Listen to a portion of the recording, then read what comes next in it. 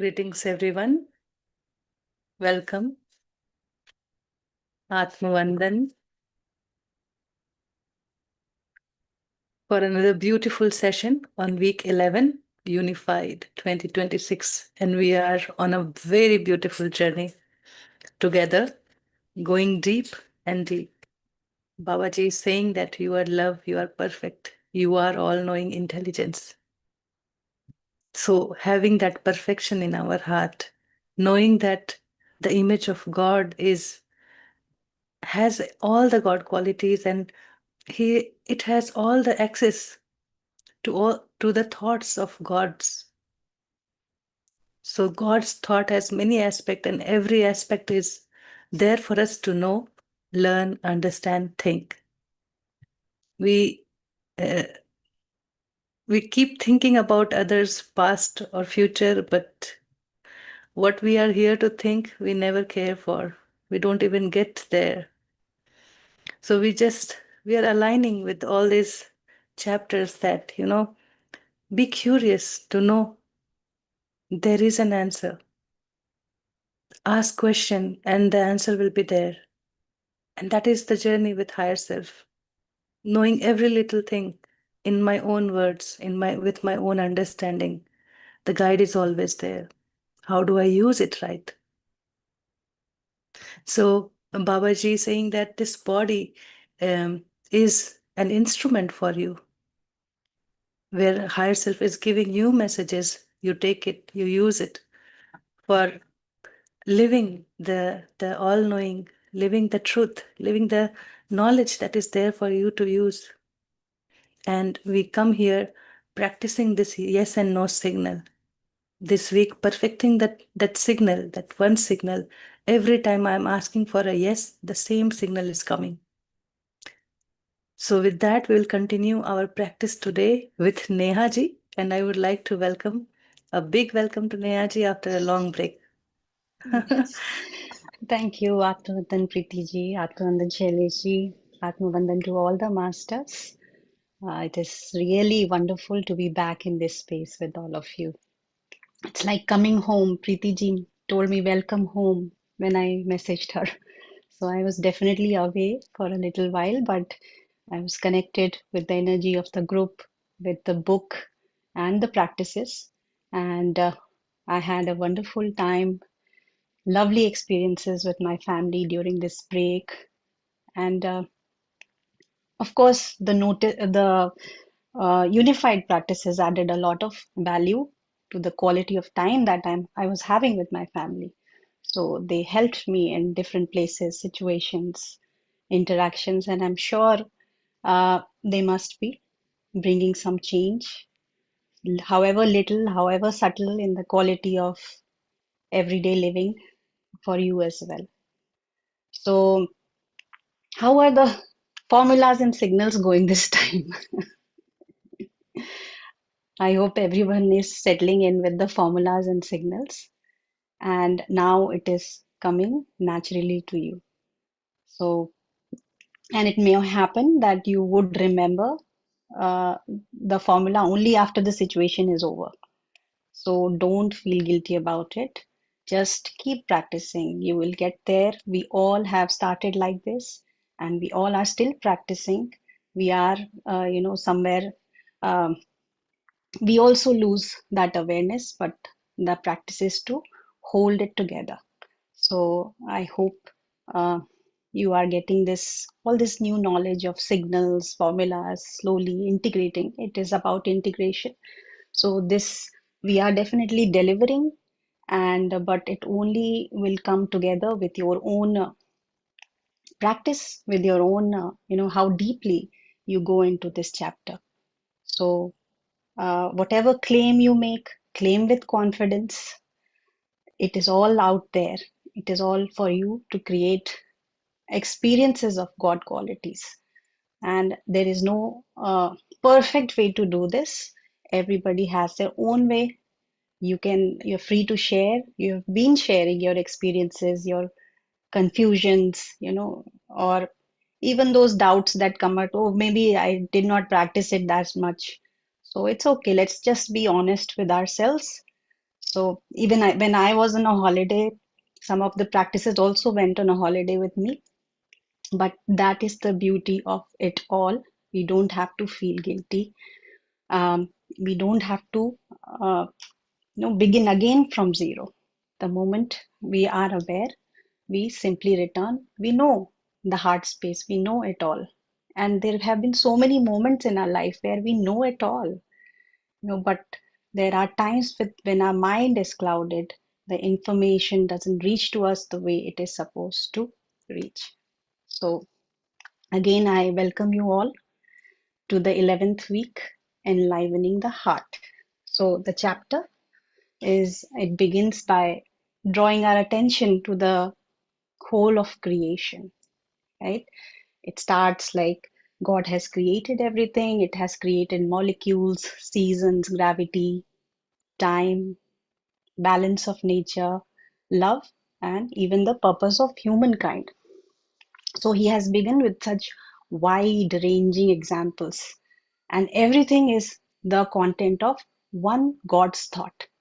And he says very beautifully, God knows everything, he knows it consciously. So when Babaji is saying that God knows everything, he knows it all, he knows it consciously, so he is asking us to also understand how vast this knowing is. God knows the smallest particle, its changing states, gravity, everything. The nature of it, the order, the purpose of each one of the thing that he has created in his thought. And he writes that the purpose of each one of us and on and on. So I really love these small additions here and on because they remind us that we should not limit God's knowing by what we are capable of knowing. So just think like you're accessing a computer or mobile, whatever you have in front of you. We may just see one program opened on screen, Zoom is open, but there are so many processes are running in the background and we are not consciously aware of them, right? So so it is very similar when it comes to our thoughts also. We may be only aware of one struggle or one problem or that one thought we might be facing in our life. But behind it, there are so many uh, beliefs, there are so many desires, there are so many patterns that are working without our conscious awareness. We are not conscious of what we have created, but God knows it. So when Babaji is calling this as God's all-knowing intelligence, he's saying that nothing is hidden from that intelligence. Nothing is unknowingly running in the background. He knows it all. He knows it consciously. So in this first paragraph only, it is a message for us. And it is a very simple message if you try to read between the lines that how much of what is happening within me or around me I consciously know. So this is a very beautiful thing that I could, uh, get from the first paragraph this year. So when he says this word, he knows it consciously. That word consciously is very important. So it kind of makes us look at ourselves that whatever is happening, do I know about it? Where is it coming from? So at one moment we are like, okay, we are aware of one thought. I want to do this or I don't like this. I'm worried about this. But again, when you go deeper, there'll be a lot of conditioning, fears, lot of patterns, lot of your belief systems, and even bodily responses that are all operating together. So we are that computer system example may help you to see things how so many programs are running in the background without our conscious awareness. So in this first paragraph only, he kind of wants us to notice that life is not random. There is an intelligence, there is an order which is working everywhere. And we can easily see it in nature. and in our own body, when we see a seed, it does not need to learn how to grow. And even for our body, it we don't tell the body to breathe or digest food or heal. It's something within already knows what to do. So Babaji wants us to uh, go deeper, that this intelligence is also working through our experiences. Even though our conscious mind does not understand it, we keep questioning all the time that why is this happening to me? Why, of all the people, this came to me? Why am I not getting love? So we are not able to understand. In our story, we have done everything good and everything perfect.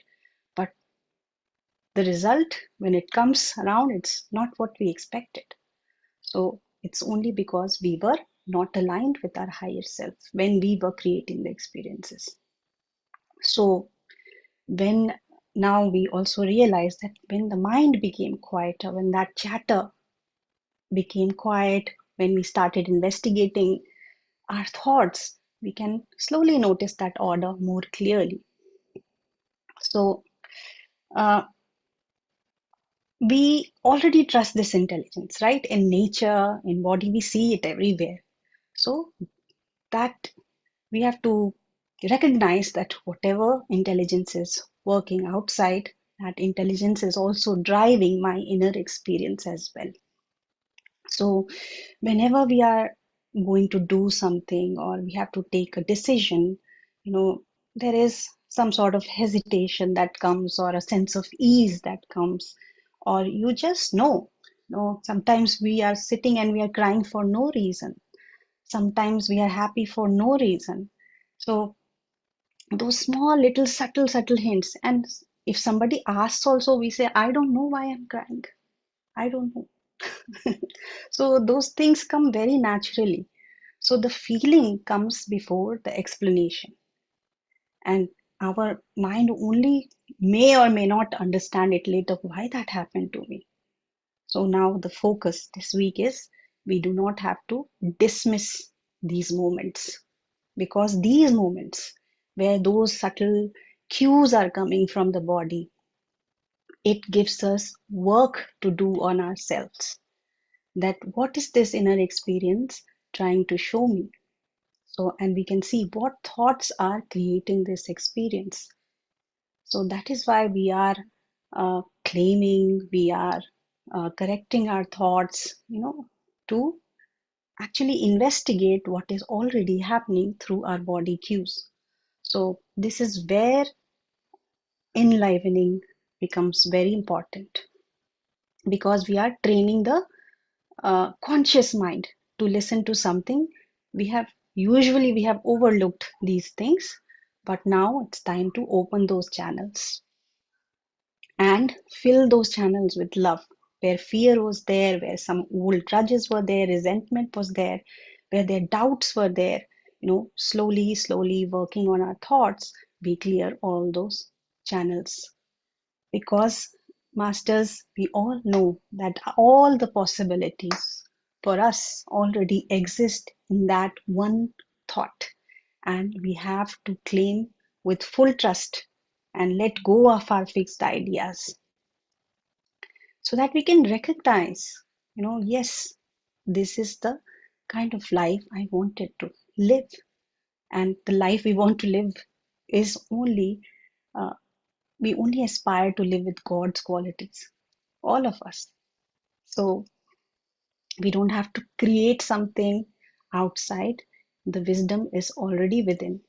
It's like searching for glasses everywhere in a room, and then we find it on our head. So the glasses were never missing. We have simply forgotten where they are. So uh, in the chapter, it says that heart is that connection. Heart is that button through which we can access the all-knowing intelligence. So when the heart gets guidance from the higher self, we can uh, actually act on those thoughts and see why we are not acting on those thoughts, why we are thinking that I am not capable. This is not possible for me. I can never get happiness, or my I don't have the kind of health that I want. Why are we not able to believe on the guidance that the heart gives us? So, and as we get deeper into this process and we start noticing these thoughts, we are open to the intelligence and the possibilities uh, present with us. So, uh, just for an example, I mean, when I came in touch with this Meditate for Wellness team, I don't know how I landed up here. I do follow my heart for most of my decisions, and I was not looking for any kind of spiritual advancement, or didn't have to become a spiritual person or teach or anything like that. I already had things going in my life. It were pretty like giving me the experiences I wanted, but I never said no to this opportunity either. I trusted my own knowing intelligence and went ahead and explored this aspect of me, which was there, uh, lying somewhere, behind my thoughts that a spiritual person should be like this. So those kind of thoughts uh, were released on its own actually when I started exploring. So I explored this thing more deeply, more consciously, and that kept guiding me. And I'm really grateful that Meditate for Wellness team had opened that avenue for me. And of course, Babaji then is taking this journey ahead. So the point is that we do not have to know everything all at once. Once we become receptive and we tune into this deeper intelligence and ask what we wish to understand about ourselves in our present experience, what we want. Because all knowing intelligence is basically like a very vast library. We do not have to read every book. We only need to bring that question and which is relevant to us. And let us again remember that this is a course in truth. We are not trying to predict the future or just gather information. We are seeking guidance. We are seeking the understanding from the higher self to uncover this truth within us. And this guidance that we are going chapter by chapter is helping us recognize the thoughts that are shaping our personal experiences. And of course, the practices now where we choose those thoughts consciously, those experiences that we want to live, we want to see them alive. So, this is the knowledge and guidance we are seeking. So, everything in this practice, everything in the book is related to that. So, the understanding of each chapter will help each of us live our own truth in because our each of us, if you see that line, I'll probably come to it later, but it says, bring me my all-knowing intelligence. So everybody has their own all-knowing intelligence. And so because everybody has their own experiences, so whatever you need from that vast library, you will get it. And we are not here to uh, get information about someone else. It's only for us. So it's all about tuning into higher self and getting more and more rested in your heart space. And when that happens, naturally, there is less room for suffering. And Babaji has used this word suffering. And the word suffering, as we all know, that it is very important here. And perhaps all enlightened masters have used it. That when we are not in tune with higher self, we see our experiences through the mind's conditioning, and we automatically react from our old belief system, our old stories. But when we are receptive to our all knowing intelligence, our heart, we can actually see that experience, perceive that experience differently. And what we first called as a mistake, you know, We called mistake as something wrong. But here Babaji gives a new perspective that we missed the take, a moment in which we missed what the experience was inviting us to see, to feel, or what the experience wanted us to take. So we are, because we are always trapped in some kind of blame or some kind of story, we cannot we cannot take what is being offered. So, for example, I was in Mumbai recently, and of course, traveling, the Mumbai traffic. I was traveling from the airport to a relative's house, and the traffic was as usual, very congested, completely congested. And I did notice myself getting annoyed several times. Why is it not moving and why there's so many people? Of course, in Singapore, it's very, systematic and everything. So I think a little bit spoiled by that too. But I saw myself getting annoyed at several times. And then I started observing the taxi driver. He was, of course, not aware of what I'm feeling, but he was uh, speaking very lovingly with his wife and his children and like singing a Marathi song and everything. He was totally chilled out. He had no frown lines or tension lines. All the buses are coming, autos are coming. He is chill. So we were both sitting in exactly in the same traffic, but our experiences were totally different. At least when I watched him, my experience changed, and I came into heart space, and I wondered that if he can remain so relaxed despite having so many struggles. Because when he was talking to his wife, of course, I could guess what they are talking about, but he was relaxed. Then watching him brought me back into heart space. That what am I exactly getting annoyed about? The traffic is not changing. It is my thought that why is it not moving faster? Just causing my irritation. So that was my mistake. I was missing what the moment was offering me, the opportunity to more maybe interact with the driver, maybe enjoy the journey, or just enjoy the whatever the entire experience was giving me. Despite frustration, there were still other things that I could have taken. So the traffic jam would remain outside for a long time, but the jam inside my mind and it stopped. So that awareness, when we get, we change our, we shape our experiences, and that's how this intelligence actually helps you. So now Babaji goes on and uh, tells about the intellect function of our mind. And I really like here the more specific word, the intellect, instead of mind, because see, the mind has so many layers, it has so many functions, thoughts, memories, it's storing emotions, imaginations, subconscious, so many other processes are there. The intellect is that function of the mind that is always reasoning, comparing, analyzing, asking for some kind of validity. So it is very broad to say that the mind is limited. So he specifically says that the intellect is limited, and it is limited to the sum total of experiences. So experiences which were made in separation of higher self. So those were the experiences we were making when we are not aligned.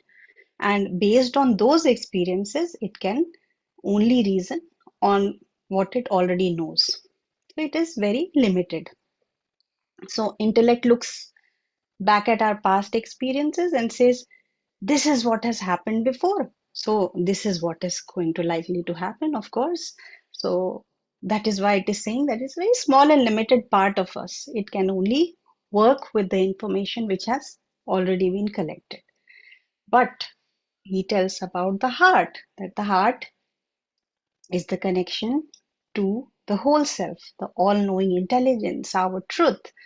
It may recognize a new possibility that the intellect cannot understand because there is no previous experience to support it. Say example for my heart, for example, my heart says that, okay, I'm ready to climb Mount Everest. and immediately the intellect comes in and it checks, it records and says that, are you really ready? According to which previous evidence, which climb have you done before, or which hike have you done before that you're ready to climb Mount Everest? So we have to understand here that the intellect is not our enemy, and the chapter is not asking us to stop thinking, because without thinking we cannot survive actually. So it is reminding us that our past experience should not become the boundary of our future potential or boundary of our potential. So that is why this emphasis again and again on opening the heart, on enlivening and empowering the heart becomes more crucial. So we are in baby steps.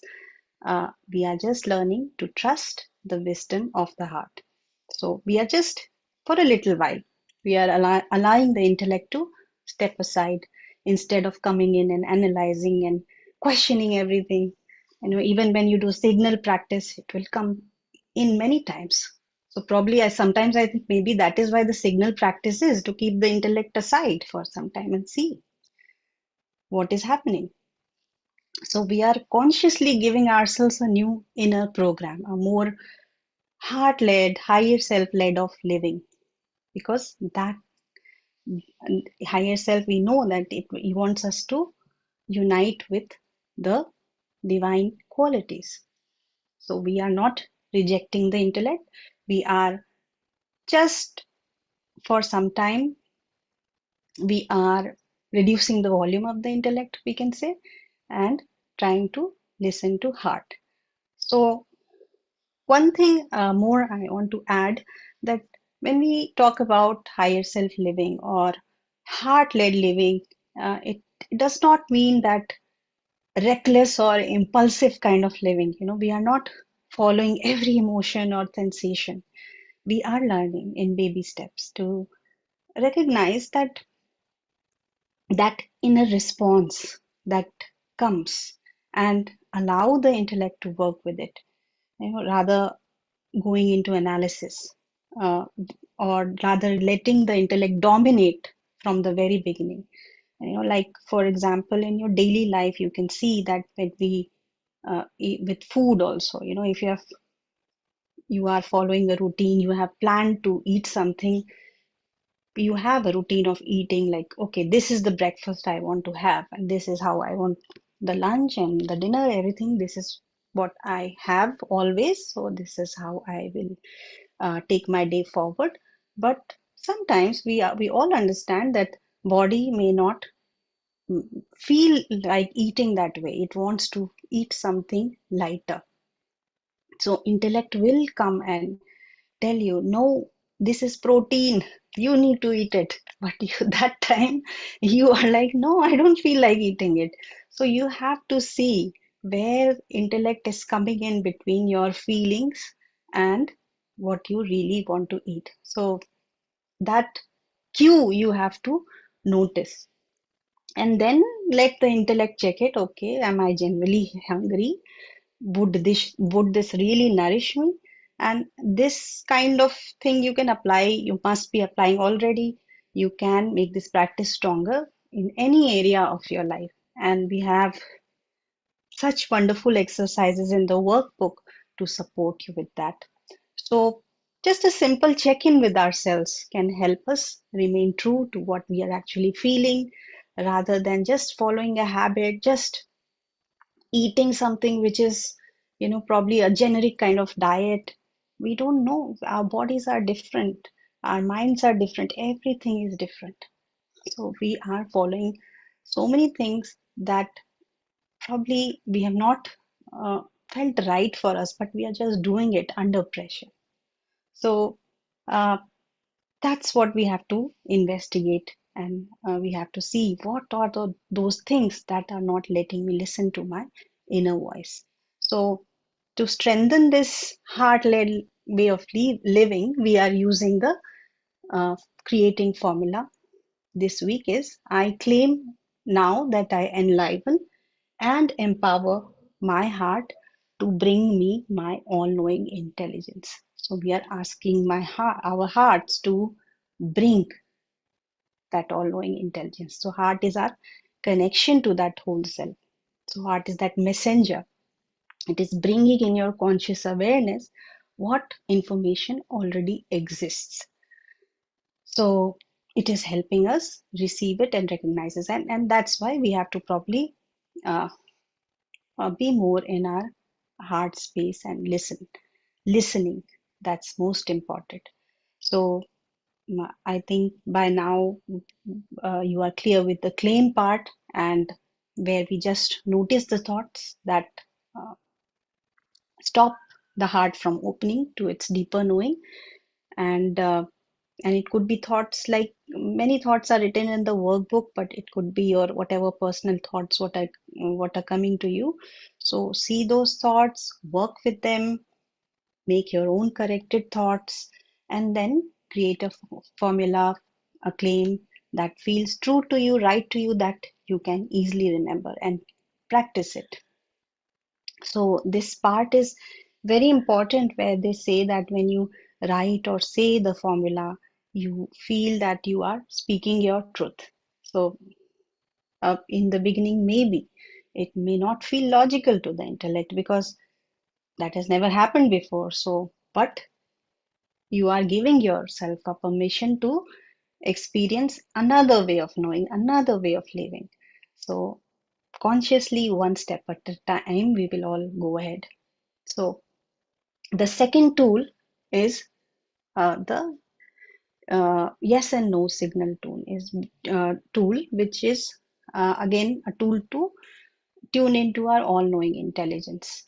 So we all know that our hearts do not give us, it will not give us long explanations. It doesn't communicate like that. It generally communicates with a knowing or some kind of bodily movement. You will feel some kind of openness, ease, lightness, heaviness. So um, the responses are related to what we need in that particular time, in that particular situation. And here I also want to add that yes and no signal does not necessarily mean right and wrong or correct or incorrect.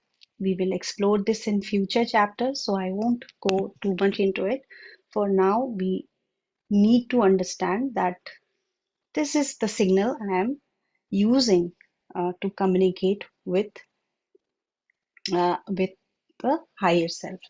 So here, when you see, they have not ruled out the possibility that you may already have such signal.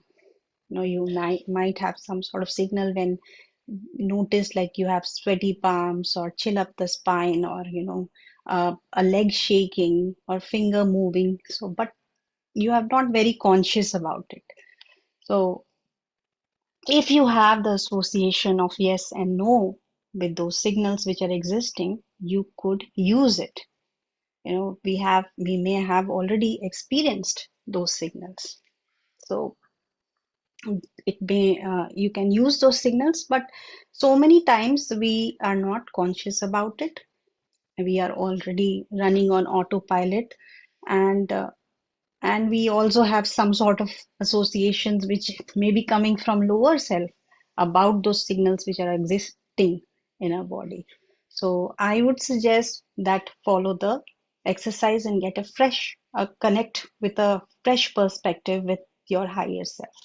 Because we are becoming more conscious about our thoughts. The That mind which was programmed earlier was creating different sort of experiences. But now that we know, we can see all our thoughts, we are working on them, then we can establish a more clear way to communicate with our higher self.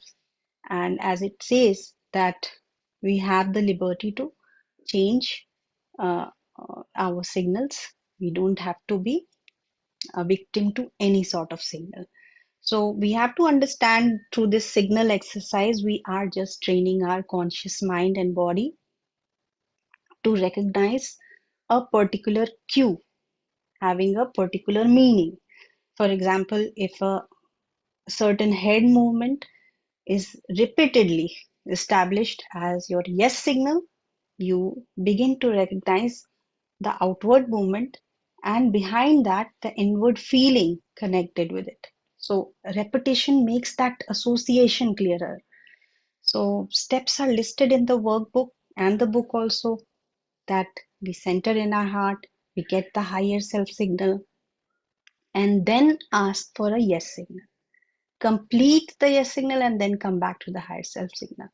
So, this returning to the higher self signal can be understood like, you're returning your gear to neutral in the car. So, we first establish alignment, practice one signal. When that is completed, you fully get the confirmation, you fully practice it, because the confirmation will happen as you practice. Right now you are just developing the connection, that association, that this means yes, this means yes. So that kind of thing you are doing. And once that is, whenever you practice, when you complete fully, that you end that yes signal practice, then you come to again the higher self signal. So that is basically meaning you are coming again to neutral gear, and then you move on to the next to practice the no signal. So that gives each response a very clear starting point. We are centering, we are coming to neutral, we don't have any assumptions, we don't have any judgments about it, and then we are starting the other signal. So it if you see the chapter insisting on practicing the yes signal and perfecting the yes signal separately, and also repeatedly before we start with a no signal. And this line actually had helped me, because when you do a yes and no signal, you might mix up the signals a lot of times. So practice the yes first. And kind of yes, when you get the yes signal perfected, then you are like, okay, now no is easy. You know it. So you can do the no signal.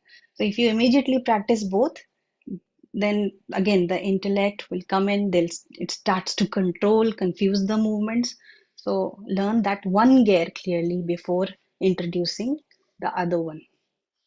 And body, because it has said that body may already have such natural signals, but sometimes, I mean, body can produce those signals from some external stimuli too. A head movement can be a habitual movement. So a chill can come from cold temperature. So automatically we don't have to label it as a higher signal.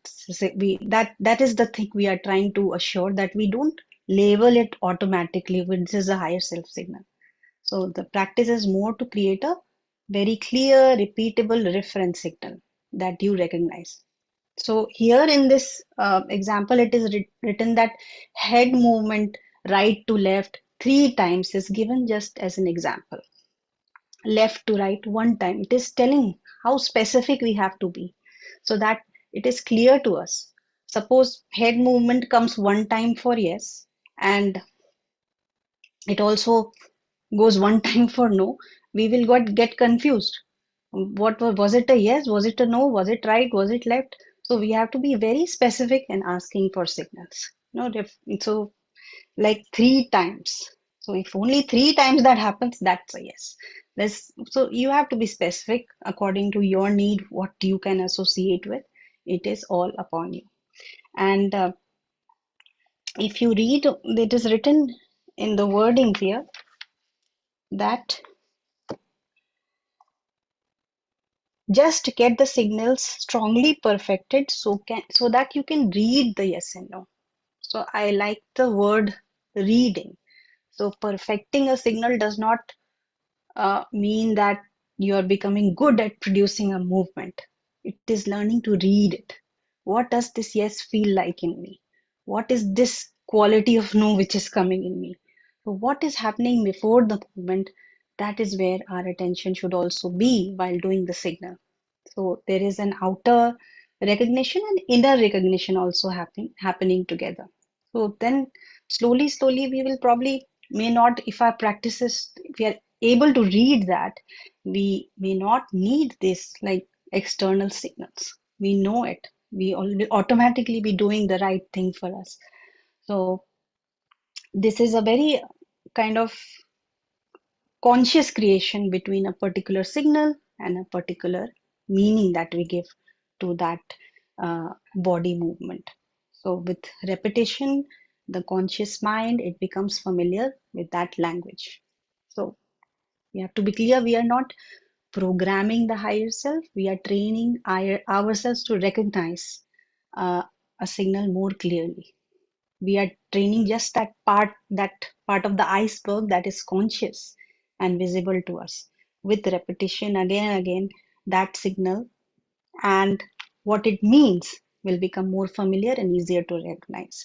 Like when we were kids, mom would probably, scare us with her eyes. We would know, okay, just be quiet. So that kind of, we know, okay, this is how mom responds and I have to be alert. This is how dad comes and I have to be alert. So that we associated some facial movements, gestures, and then it became a signal to us. So now instead of uh, you know getting the signal from cues from someone else, we are developing our own meaning and signal. So, and it is very much similar to what we have been doing with affirmations or creating formulas. When we repeat something like God is love, I am love, we are not repeating words. We have associated those statements with what we felt inside, the experience of love. And over time now, and probably going further, that thought and feeling became closely connected. So, similarly, this yes and no signal, we are going to associate a particular body response with a particular meaning, and also kind of becoming familiar with what we are feeling inwardly. So eventually it's just not that my head moved this way, so it's a yes. You start recognizing the inner experience, that feeling, the quality of the response, that it will become more clear to you. You will get more clarity. And uh, so there is a word of caution here to not keep testing the signals in the beginning, because we will forget them. So keep them consistent, trust your feelings, and the workbook exercises where we have to note down also the cues, and by when we almost how much time we get the cue is also important. If we have it in writing, we will remember it. Our body, we are giving an instruction to the body, a written one, and that helps a lot.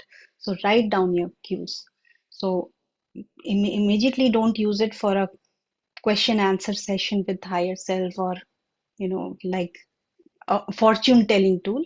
I'm sure many of us will be tempted to do so, but at the moment we just have to perfect them, so that we ask the perfect questions, and those questions are coming in next chapters.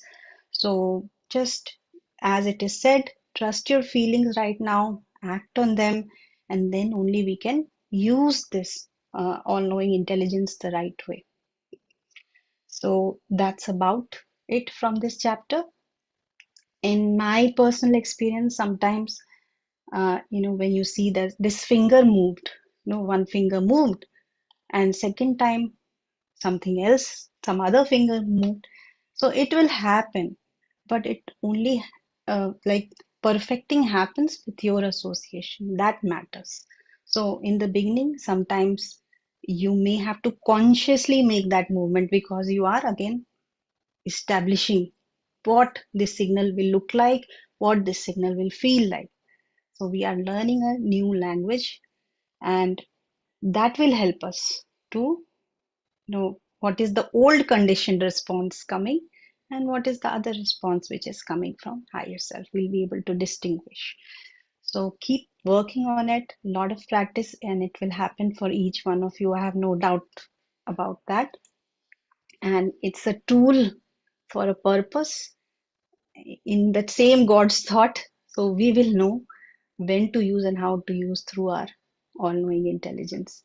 So open your heart to this experience and try it out. It is waiting for you, and we have a lot of practice in the coming chapters, so it will help you. So that's about it. Thank you so much again for listening so patiently. Thank you.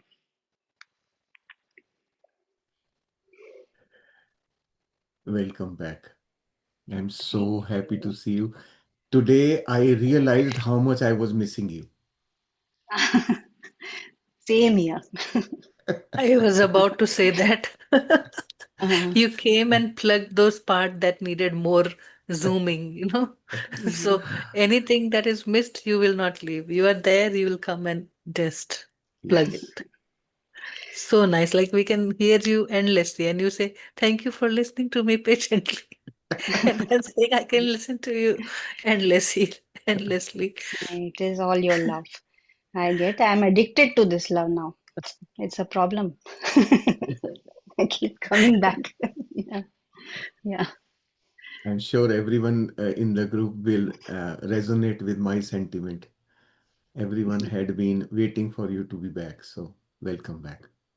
Thank you so much. Thank you. I've been hearing all of you and the way everything is opening it, and compared to last year, I mean, how things are becoming more crystal clear in this book. I can see that in my own experience as well. And of Yeah. course, the workbook again and again, I'm like, such good work on workbook. I can't even explain that. Yeah, Thank you for adding thank you. that too also in your talk. Uh, Last year I thought you were not there. I will share some of your sharings from last year in the some group, you know, and I went and I listened. It just ended in 10 minutes. I felt, oh, it's only 10 minutes. What do I share? Now we get to talk like 30, 40 minutes on the same topic, same chapter. 3 days we are Mm, doing that. And yes, it is like every time something clicking more, something is, becoming more clear, a bigger yes. perspective, understanding. Mm. It's all there. I mean, I also missed so many times, so many things last year. And of course, we were kind of operating with a limited self. So probably the sessions were like 10 minutes, 20 minutes. But now we have opened it Oh, up. no, no. That added to the patience everybody has now. Yes, That true, time true, we true. felt like 20 minutes of talk, that is more than enough. yes. So great. So, each year, the depth is increasing. As we are practicing more, we are going deeper into the treasure of knowledge hidden in this book. So, all of you will experience that over time as you continue with the unified practices. You will actually understand that, figure it out. And one day, some of you probably will be um, running this course on your own. You will be able to do that. You will be doing it. So, um, Neha just mentioned how she came to this group by accident or whatever. No, that was not. It was meant to be this way. She had it as part of her plan so that we can all receive the light. She is the light, and we are receiving the light. So all of us are um, party to the plan. We are all party to the plan. And she was, when she started attending our sessions, we were not doing unified at that time. We were just doing regular meditation sessions and some talk. When she started attending the sessions, she was the um, the intelligent child of the class, asking questions that would probe deeper, that will make us think, wow, right? Why not this? And she, Active participant ah, positively adding to the wisdom. yes, adding, always suggesting what we can do better, right? And this workbook idea is hers. She is the one who asked us right in the very first year itself. She said, "Why don't we have something like a workbook?" And it took us 3-4 years to come up with the workbook. And of course, it became easier with unified as the background. Framework. Yeah. So template. that, so yes. So That we time also we had the template, but we were not ready for that. Yes, yes. absolutely.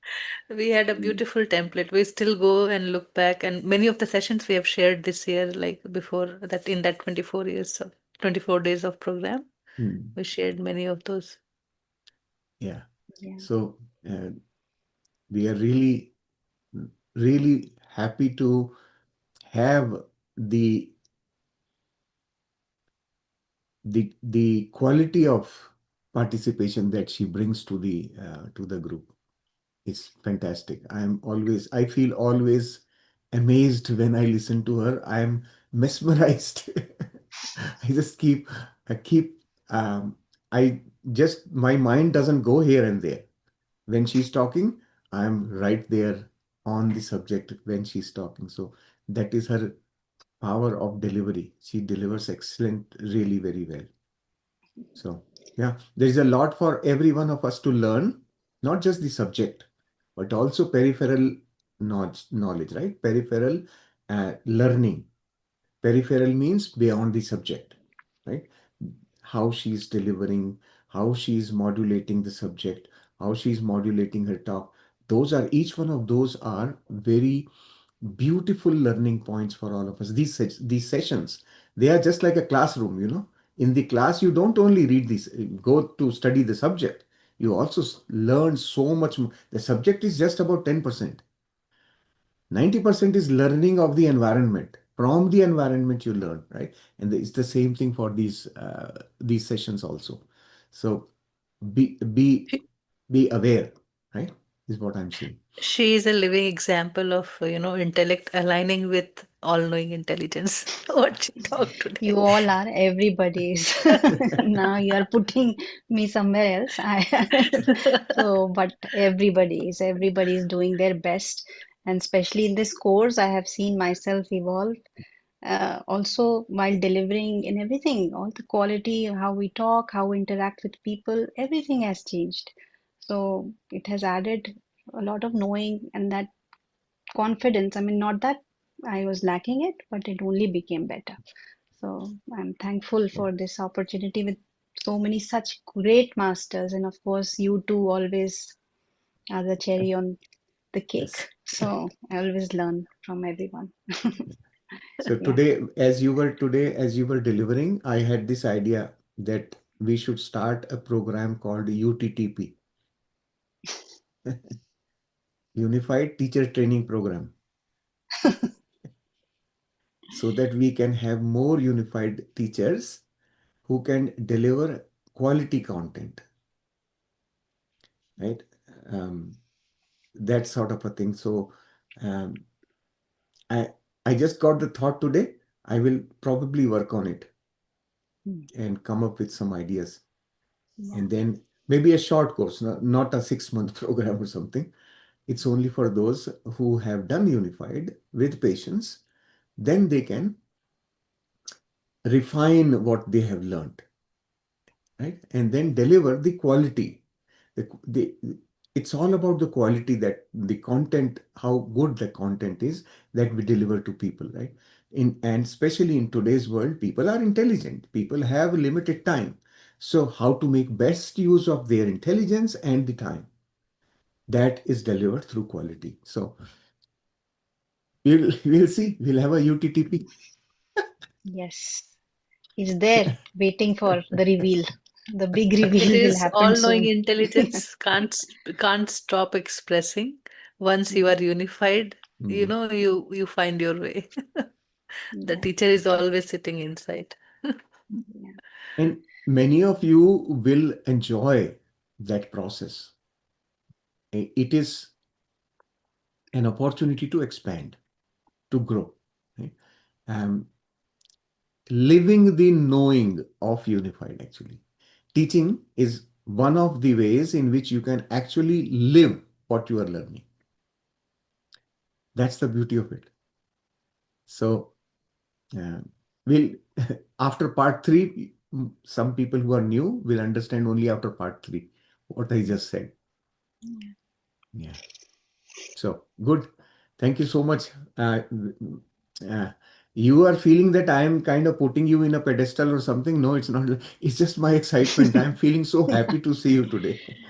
I know, That's it. same Yeah. here. And I was waiting. I messaged Preeti ji. I cannot, the first day I landed, I was like, I cannot wait to be back, but I have to like get some things in order before I'm back. So, uh, I couldn't but I, express yeah, in that yeah, message how happy I was, but I just said welcome home, two words, yeah, and I'm totally expressed what. Uh, yeah, good. really. Thank you so much again for the very warm welcome and such beautiful, love-filled messages from everyone. Thank you so much. Uh, Beautiful. Chali. So So, we do you straight want away to? go, Yeah, let's yeah, go through the practice and practice. then, Okay, yeah, and then we'll, okay. yeah, thank you. So today I will be doing the yes and no signal practice first, and I'll do the claim part later so that you understand the process a little bit. And my own variations that I have used while practicing, I'll add that in the guidance.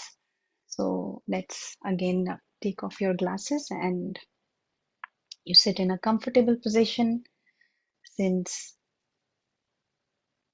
we will be practicing the signals today, the cues. So try to sit with your spine and head vertical, keeping the body completely at ease.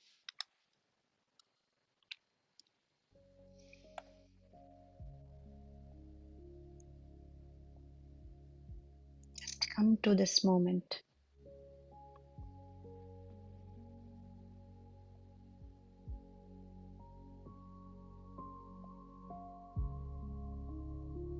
Let this mind, this body come to the neutral gear first without too much movement.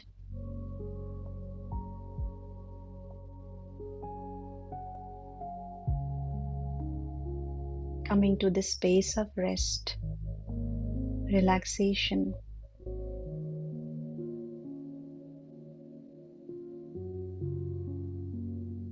where there is nothing to achieve, nothing too perfect.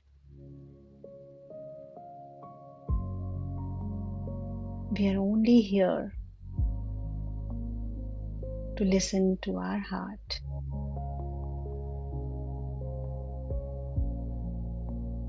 That knowing which is telling us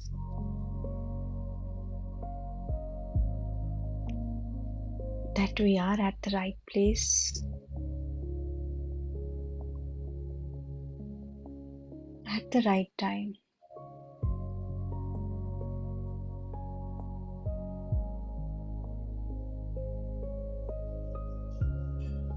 There is no hurry and there is no worry.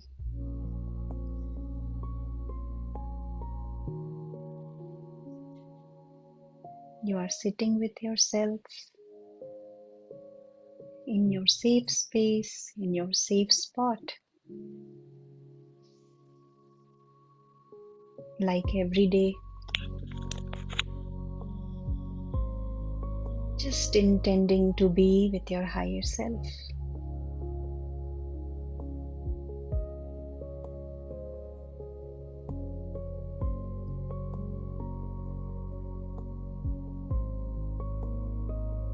Feel the presence of all the loving masters inside your heart.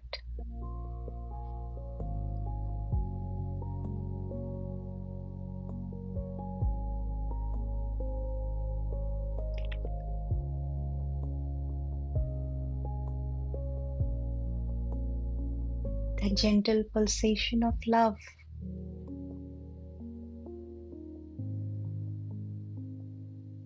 is right there.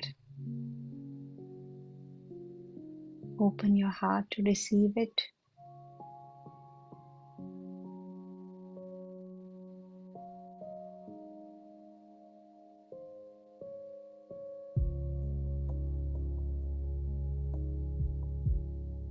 Take few deep breaths. Inhale, exhale. Settle down as much as you can.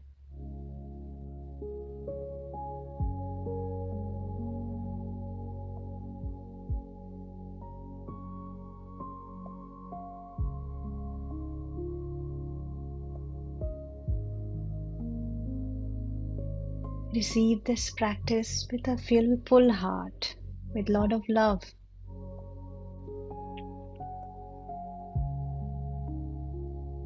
And give your all to it.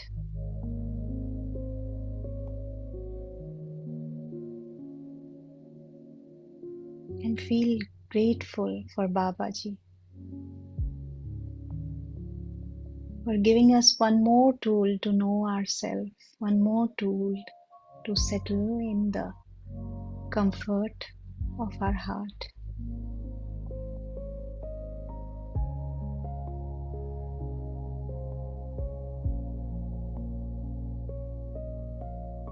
This all-knowing intelligence has been guiding us through and through, no matter how our day has been,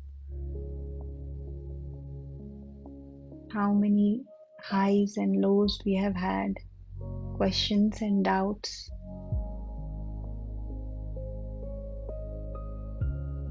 But it has been nudging us.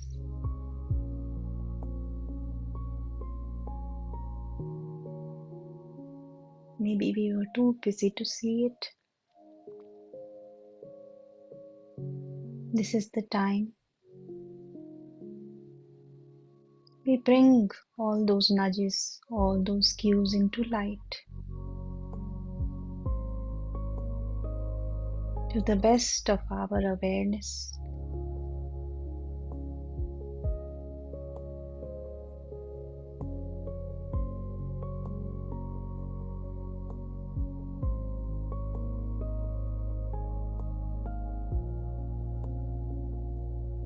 Everything exists for us, all those experiences. They are not a dream.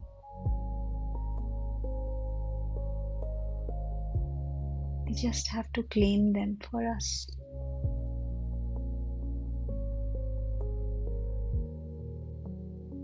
Our higher self is waiting for us to receive it. Like how your favorite person holding a big bouquet of your favorite flowers is waiting for you behind the door.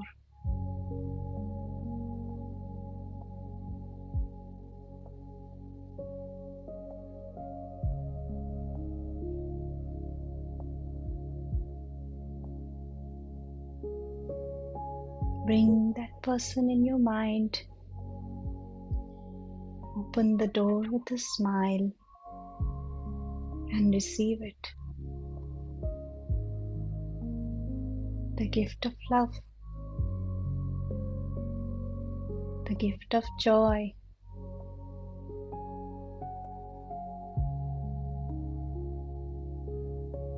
It's all there with you.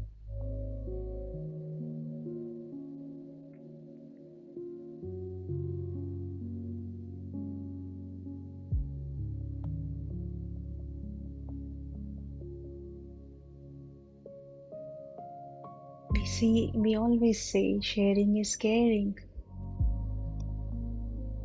Why not share this love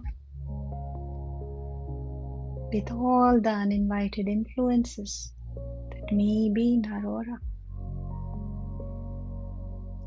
They have stepped in unknowingly, unconsciously, and we allowed them unconsciously. So let's just send them love by saying, to all uninvited influences which have come into my aura, I send you love and light.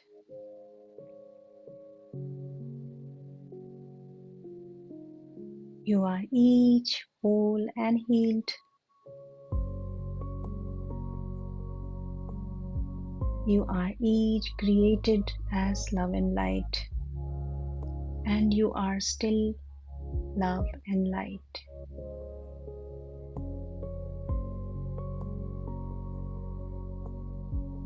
You have no pain now, and you are not afraid.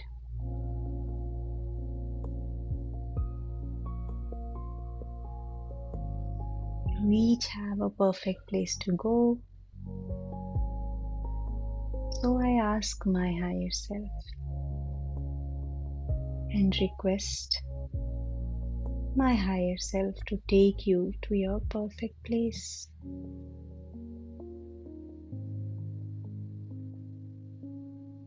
Each of you go in peace.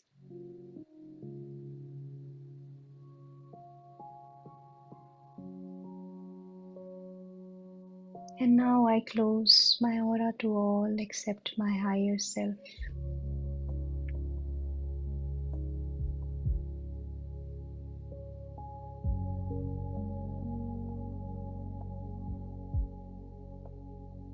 And radiate the love to all the thought forms around you.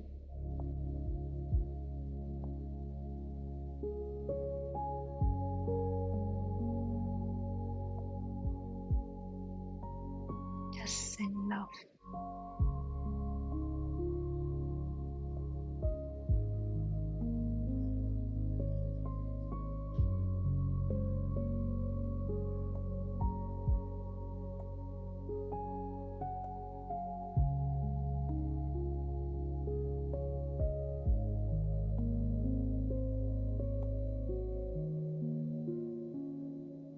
And today I'm here to empower and enliven my heart.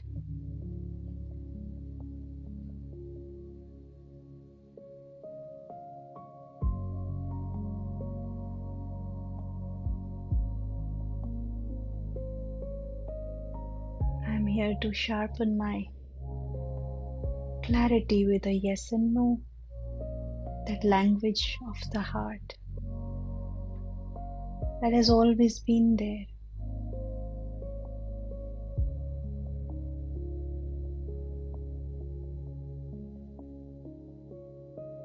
And now I will say some statements. See how you feel without analyzing. These statements, just see how your body feels, what is happening in your body.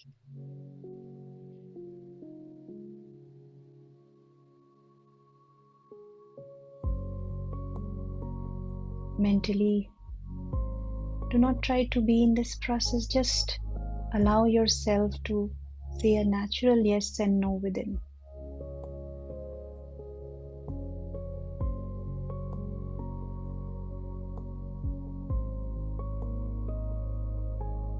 My name is Neha.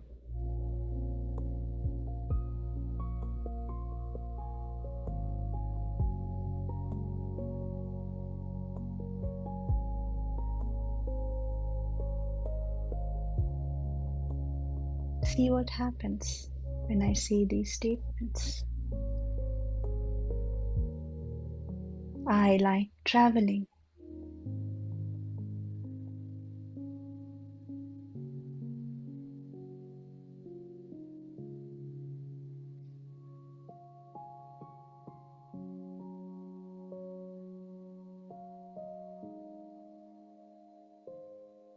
A natural yes and no will appear somewhere in your body.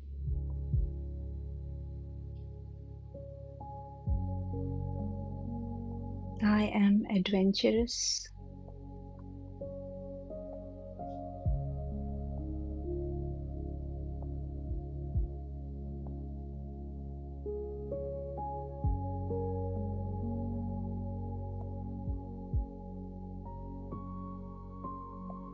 I have 3 heads.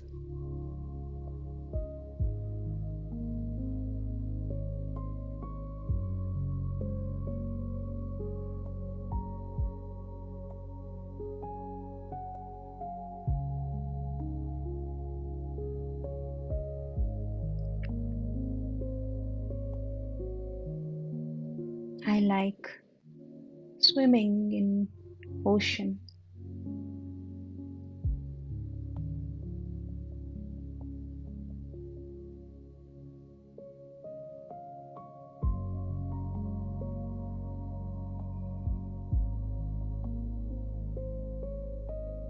I like being on a height.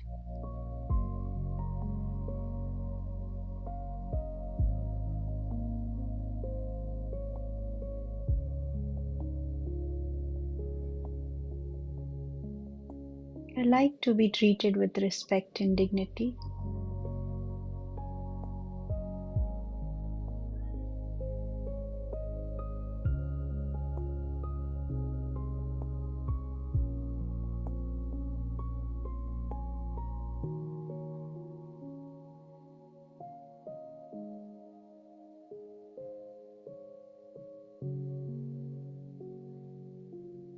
I like to go out with people.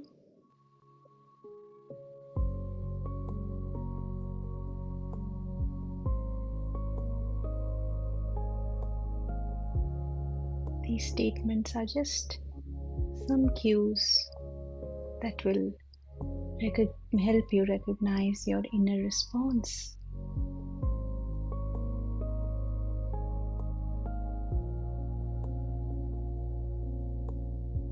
And now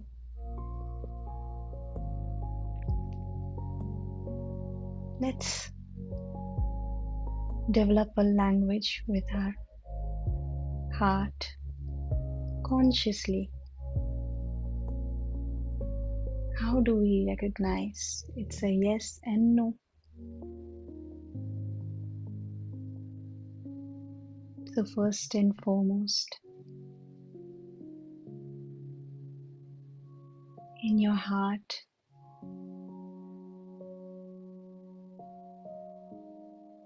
say, God is love. I am love.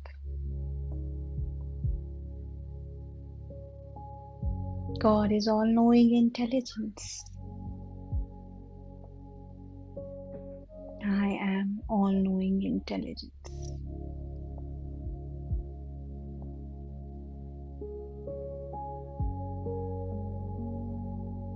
And with that, I let go all the doubts and align with my God qualities, my miraculous qualities, and allow myself to hear what my body is saying. This intelligent machine that I'm really grateful for.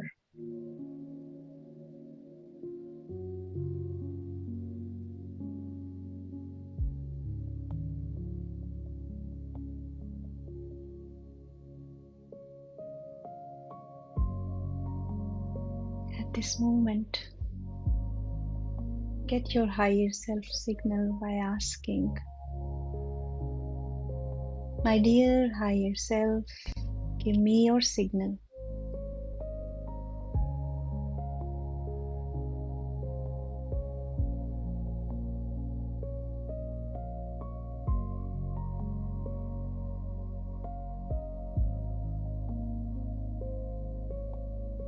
It is there to support you, to guide you in this process.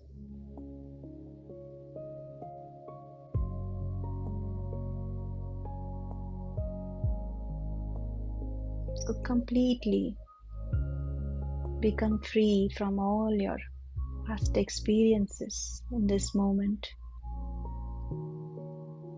Or you may want to practice the signal that you have already established for yourself.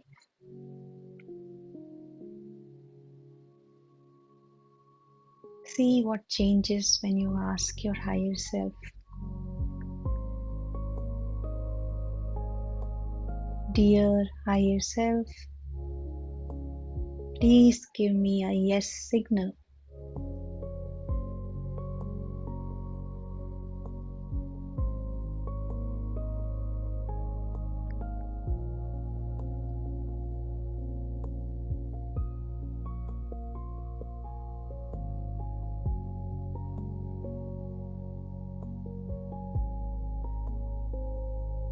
Give me a signal or yes.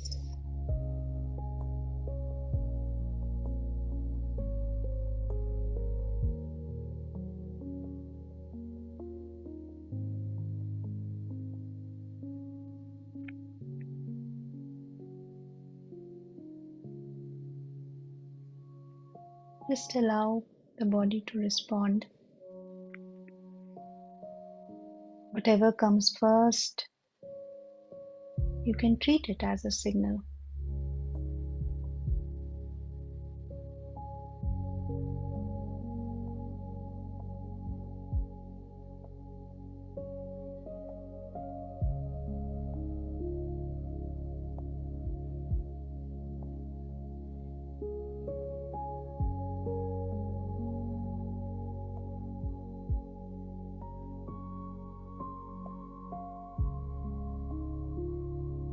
Whatever comes, you can also write it down instead of testing different signals.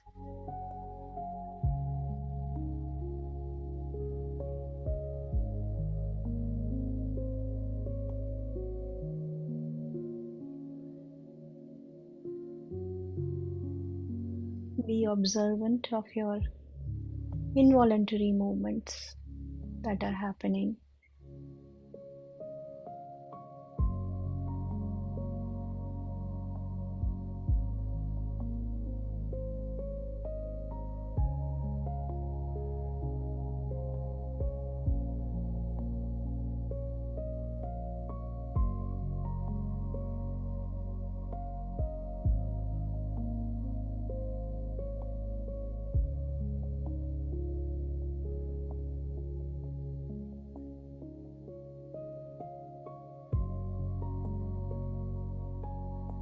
We are completely aware, then we can see there is something or the other in the whole body. But take your attention to where that movement is attracting you the most.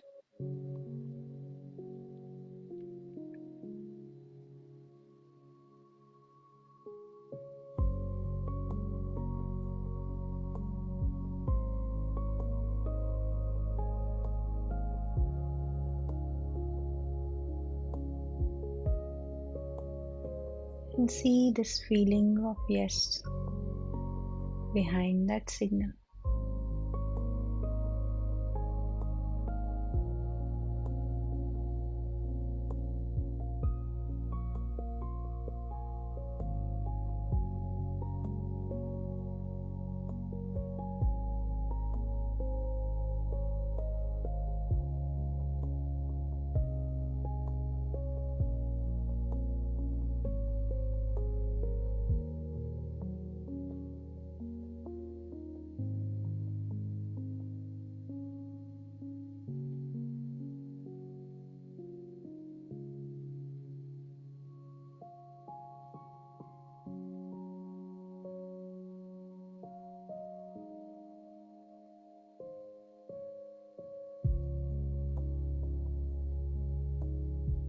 My dear higher self, give me the signal of yes.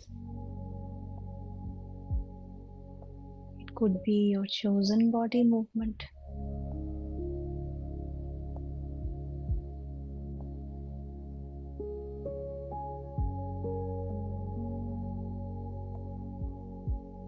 Accept it without any hesitation.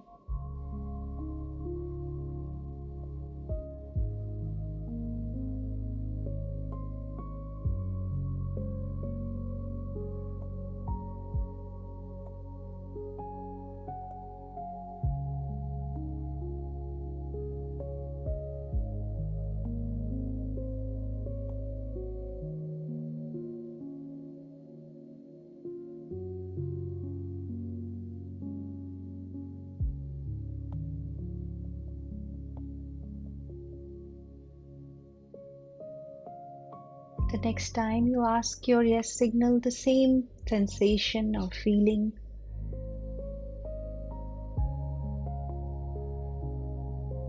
would come with persistent practice.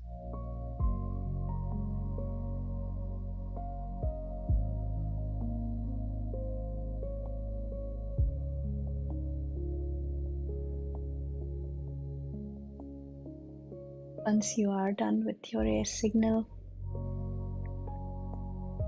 you understand the connection behind the mind and the body.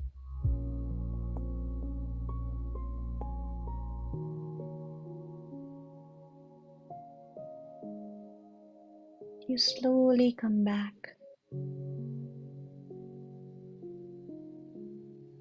and receive the signal of higher self.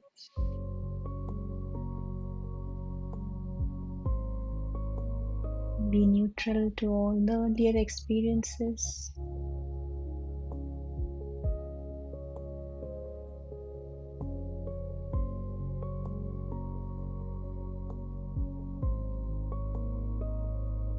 Taking the knowledge and wisdom again to practice the no signal.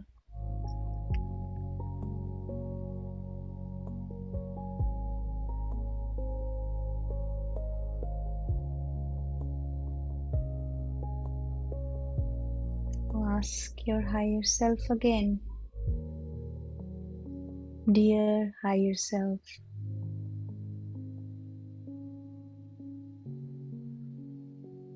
can you give me my no signal and your requested body movement, like turning my head from left to right one time, or lifting my finger up 2 times, whatever feels true to you, relatable to you. No, and the body movement.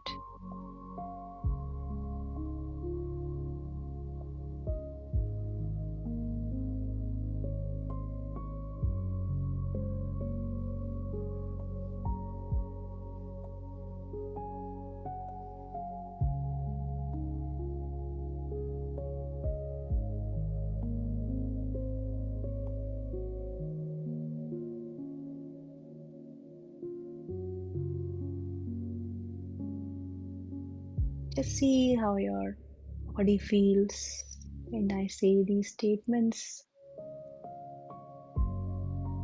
I like going to crowded places.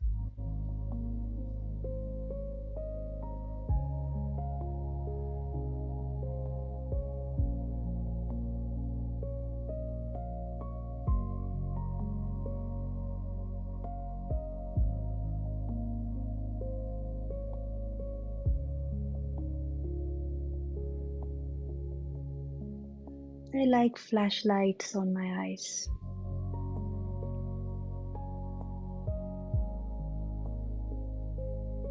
See those subtle cues or develop one of your own.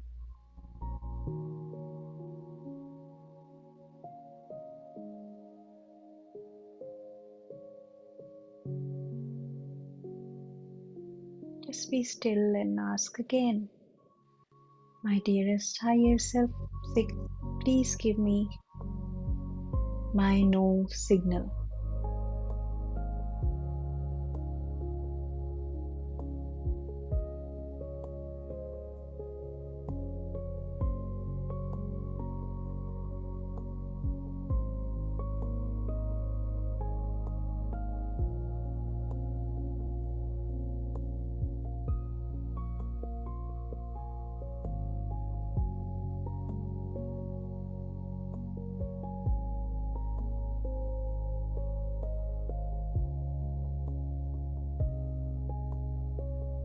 You can also write down whatever you notice and start again.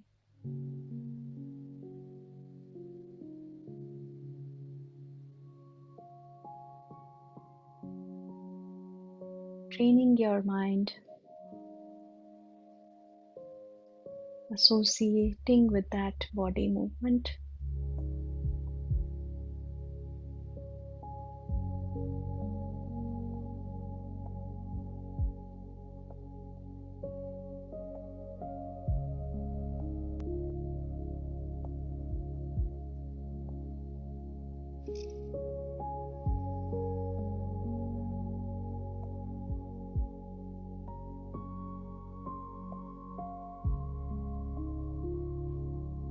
And once you're done with it,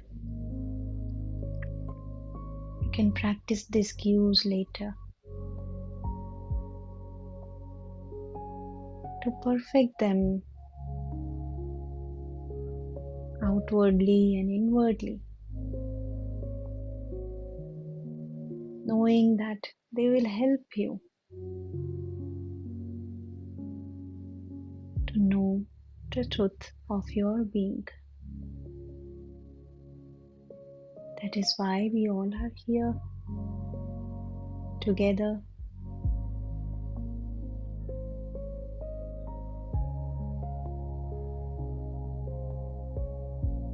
to let go what is holding us back, to empower and enliven our heart.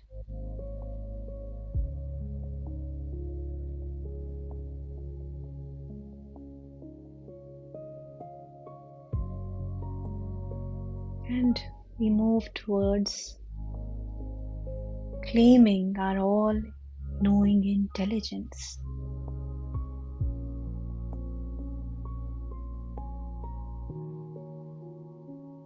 So the claim for today is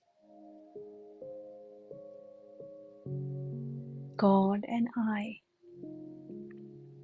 claim and accept my all knowing intelligence.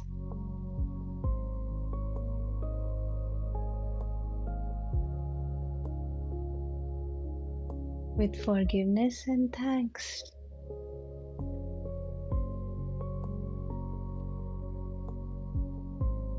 And let's go deeper into the process to feel each word of it and release the thoughts that inhibit us from opening up to the knowledge of higher self. You can write this claim, and while writing or memorizing in your mind, feel the truth of each word.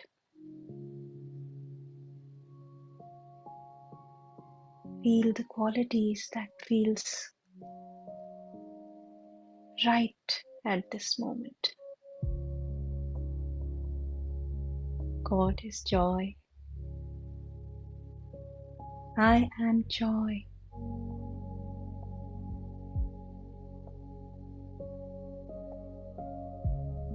God is omniscient.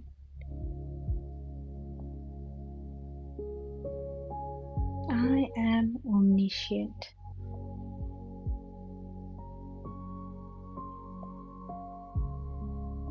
God knows it all consciously. I know it all consciously.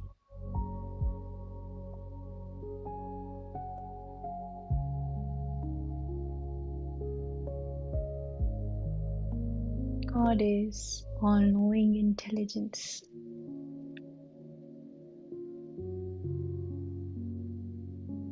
I am all-knowing intelligence.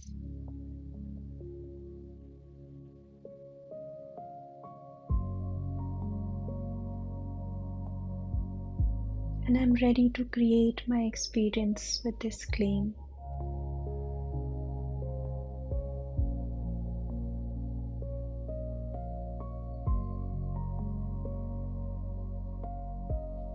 I am the creator.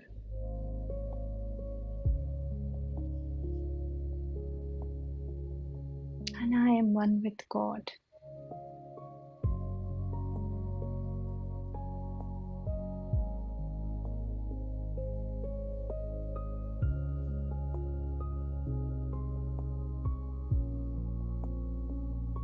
I claim now to enliven and empower my heart with all-knowing intelligence.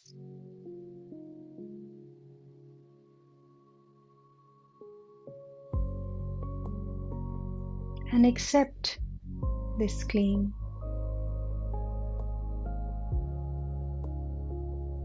wholeheartedly, as I know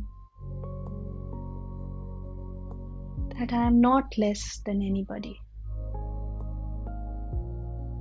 I am a whole and perfect being, made in the image of God,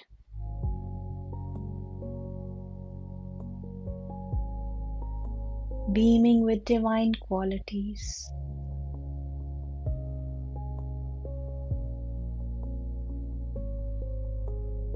beaming with love and light.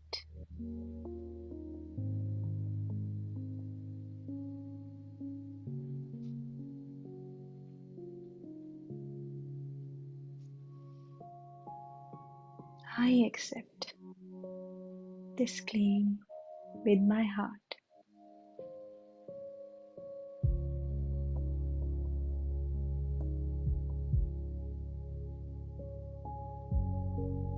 And I'm ready to examine the thoughts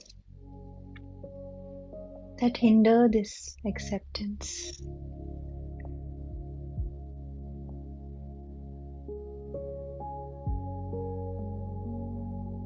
You can open your eyes wherever you need to and write those thoughts down.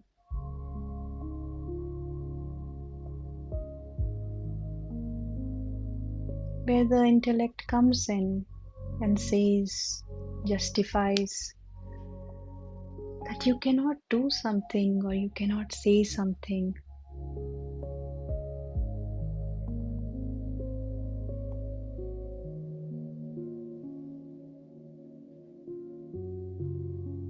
Thoughts like,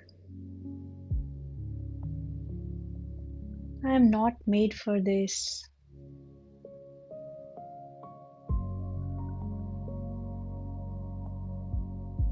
I am not capable of this. I don't understand what heart wants to say.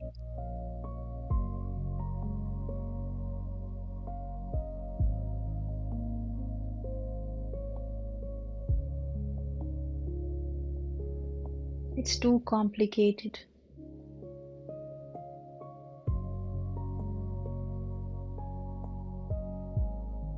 I cannot do this.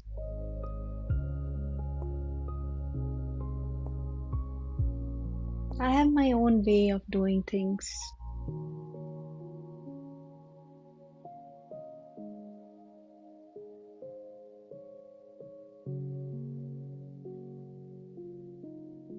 I'm not confident between people. Could be any of those thoughts, any of those beliefs.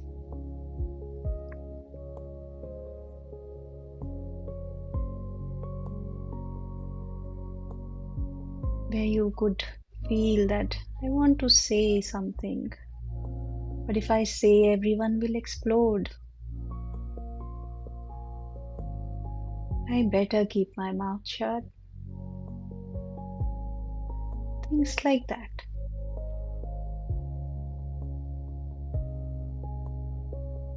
Where we repress the voice of the heart.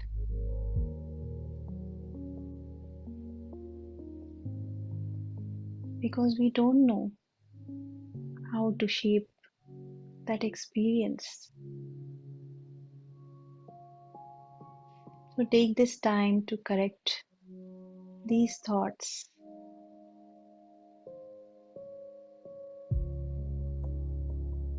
And if you have to align these thoughts with divine qualities,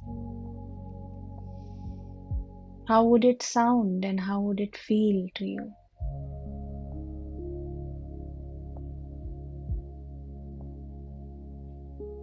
You can write your own thought, the corrected thought.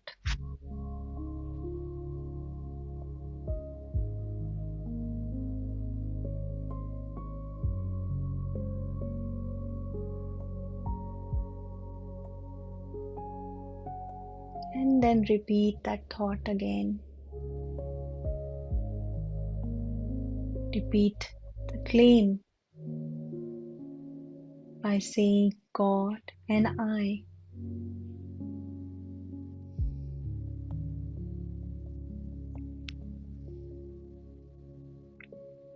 Claim and accept the new thought to empower and enliven my heart with forgiveness and thanks. Amen.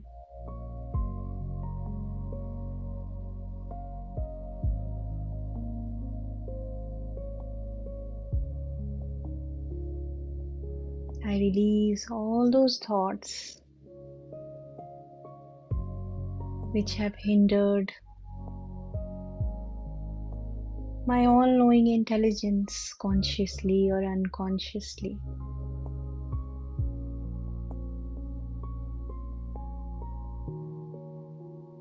And my heart is in the state of forgiveness.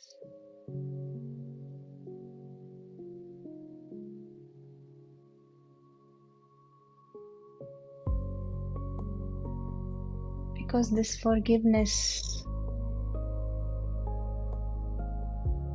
was never for others. There was nothing to forgive.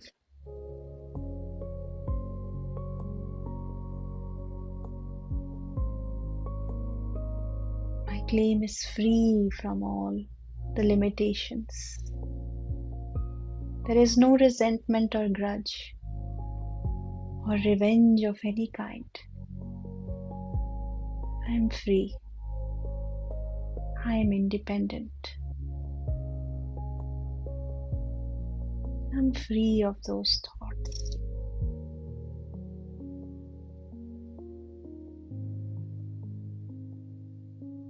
And I thank God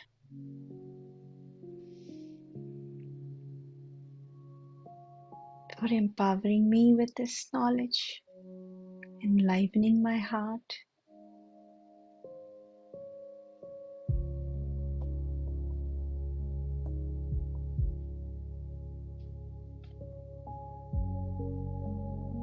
With the wisdom of the heart.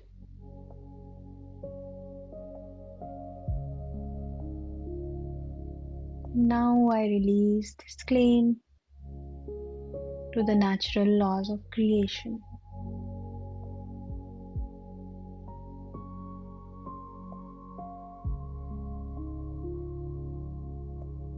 I know it's being guided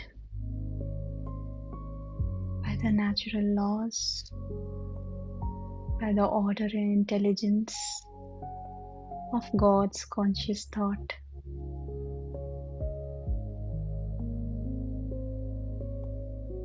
Amen.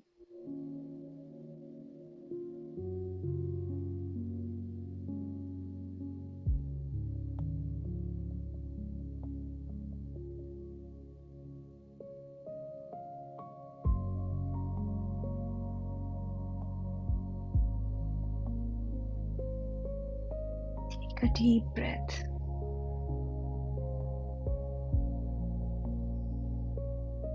And feel this expansion, this clarity of mind.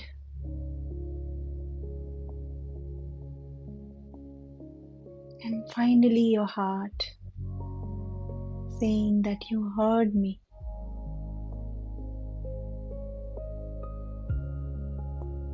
Feel the joy and excitement, the happiness, the peace, what your heart feels in this very moment.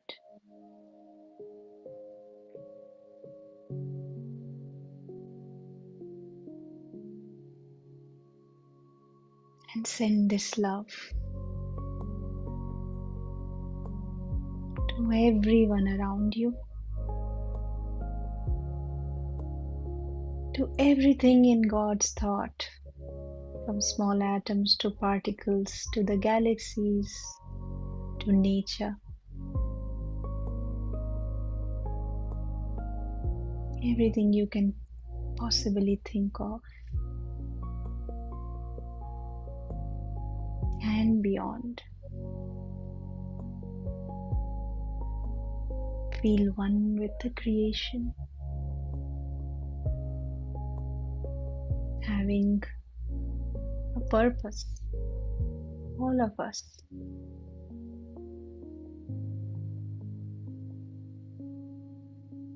With our thoughts, with our experiences,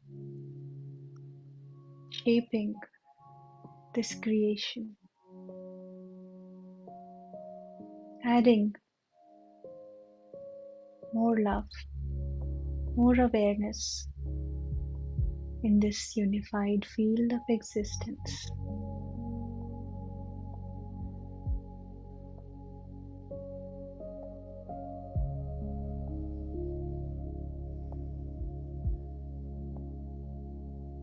Take a deep breath and thank Babaji for today's guidance, your heart, for giving you, supporting you, helping you.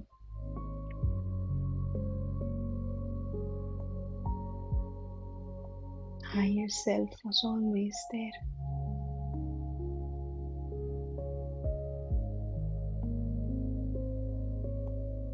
Be thankful to this beautiful body for being alert and recognizing the signals.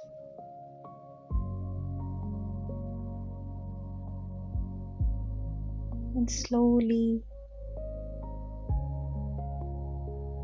we'll try to come back.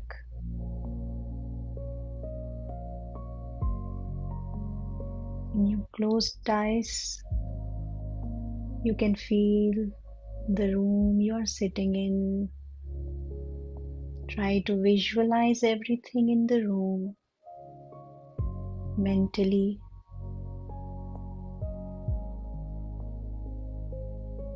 Don't miss any details in the room.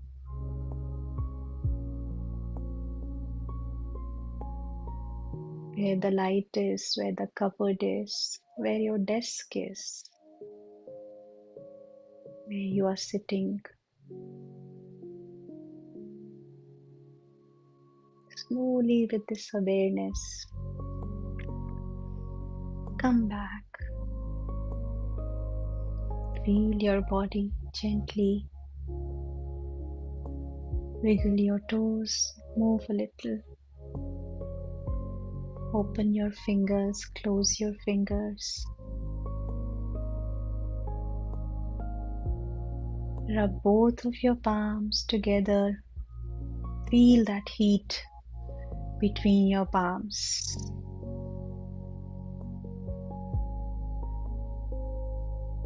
Feel this sensation and take both of your palms on the top of your eyes.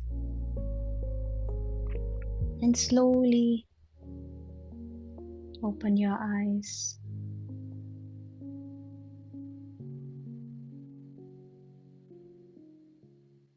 And note down your reflections. If you need to, any thought or any knowing that came during the process. And when you are ready, you can share with us your experience.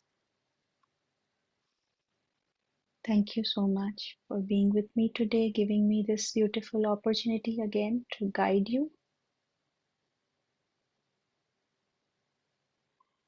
I thank Babaji for helping us for today's guidance. Thank you so much. Thank you.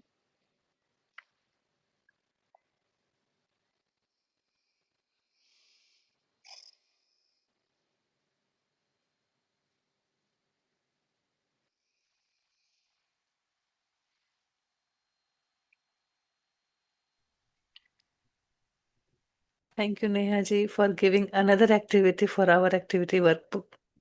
Added, noted, done.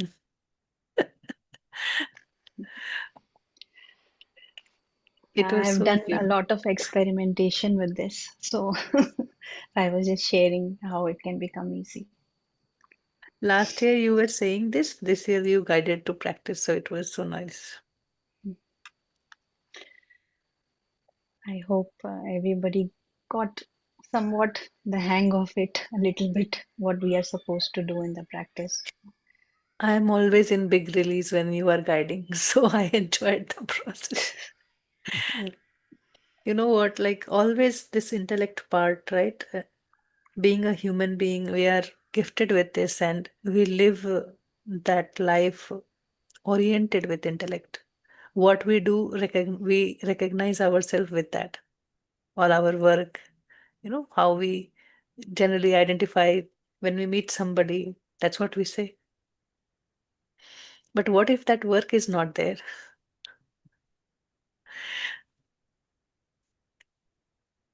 Do I embrace this all knowing intelligence in that moment? Or do I feel I'm less than others? So that is a beautiful reflection, um, because it gives us freedom when we think beyond that um, limited shell that I am this and this and that's what I am. And when I say that I am all knowing intelligence living from my heart, and then this work is not my identity, it's just my expression. And whatever that I do, nothing is big or small. That is the true experience God wants to experience through me. And that gives us a lot of um, stability, support. And from this, somewhere that victim mindset that creeps in, we get liberated from there. So that more confidence, more flowing, more joyful, that everything that starts mm, appearing. And that is how Babaji's beautifully said that, that this has been the reason of your suffering. You are missing the takes to which is there, the opportunities that is there for you to learn, recognize, understand, live, and express. So it was again a beautiful session for me, memorable one. Clicked.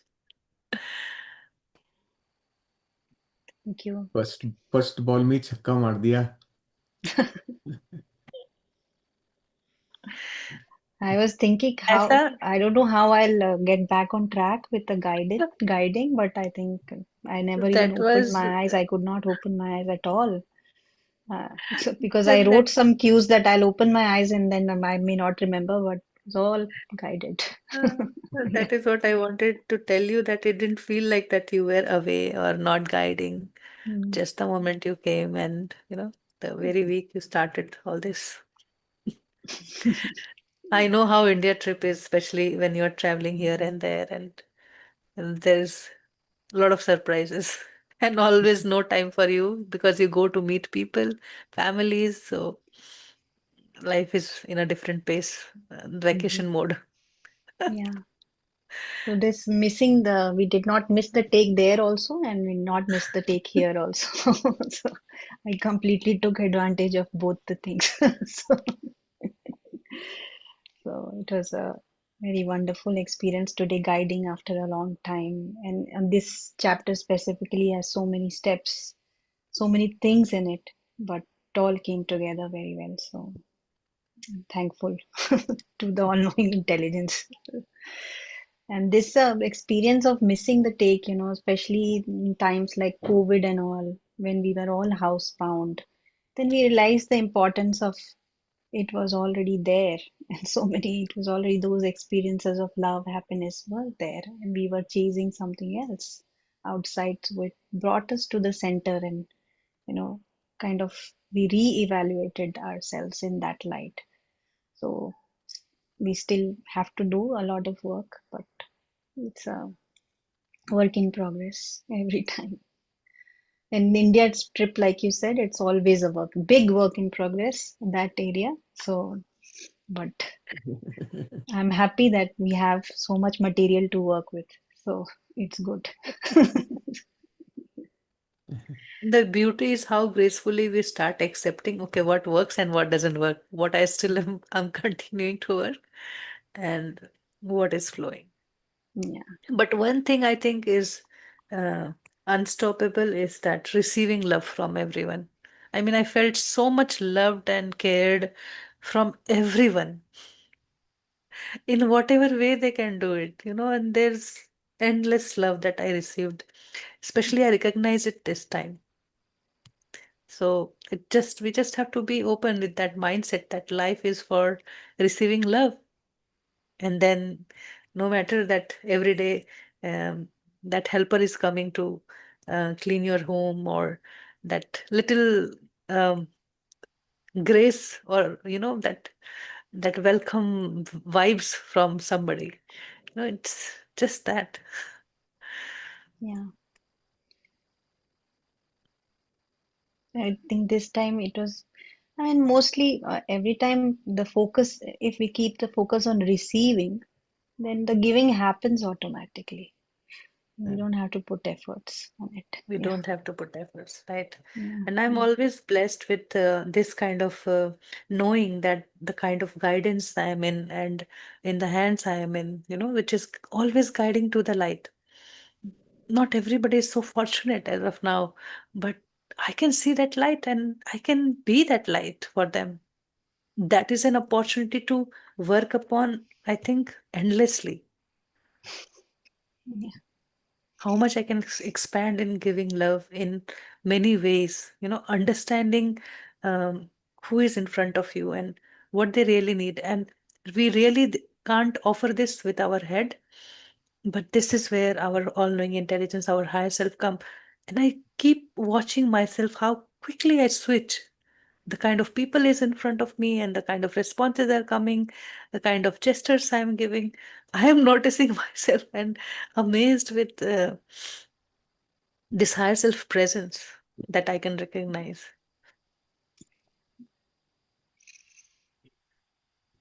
But this took a long time. It's been like 3 years consistently. If you see our life, especially me and Saleshi, we are totally into unified, day in and out. When we meet, this is where we start with, and when we end the meeting, that's where we are.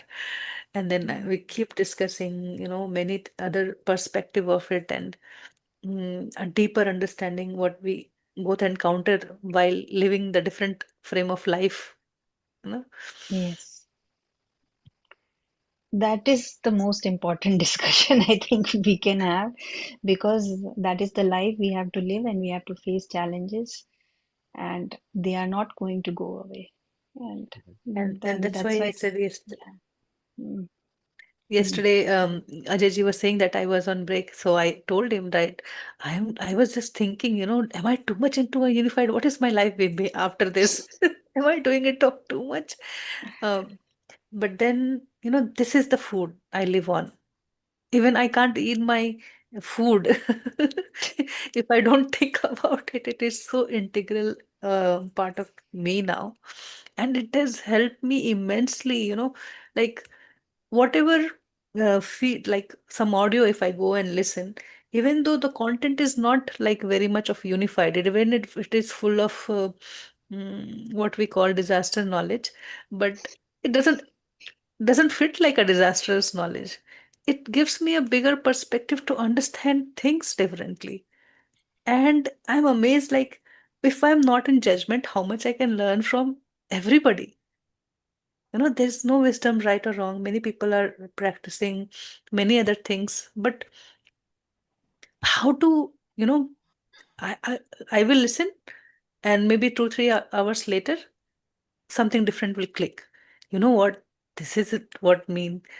And this is all knowing intelligence. It doesn't have to be a great download of a book or something, but just a knowing, acceptance. This is what also works. You know, this is how also people are working. And takes us to the same goal. So that is like the beauty with this alignment of with higher self, and it needs consistent practice. It needs continuous involvement of living the same life, but recognizing that higher self presence, it doesn't happen in one night, and it has taken enormous. So that is what I'm saying, that we work day in and out, 3 4 hours of session here, and then behind the scene so much of work, and creating so many things, like from the 2024 to now, till now, every time we are like doing workbook and doing meditation recording and whatnot. So every time it's like extra repetition of the practice and work. So that is like totally immerse into it, and then you start living it. So first integrate. And it takes, like Babaji saying, only 7 days, but I think it is many iteration in 7 days.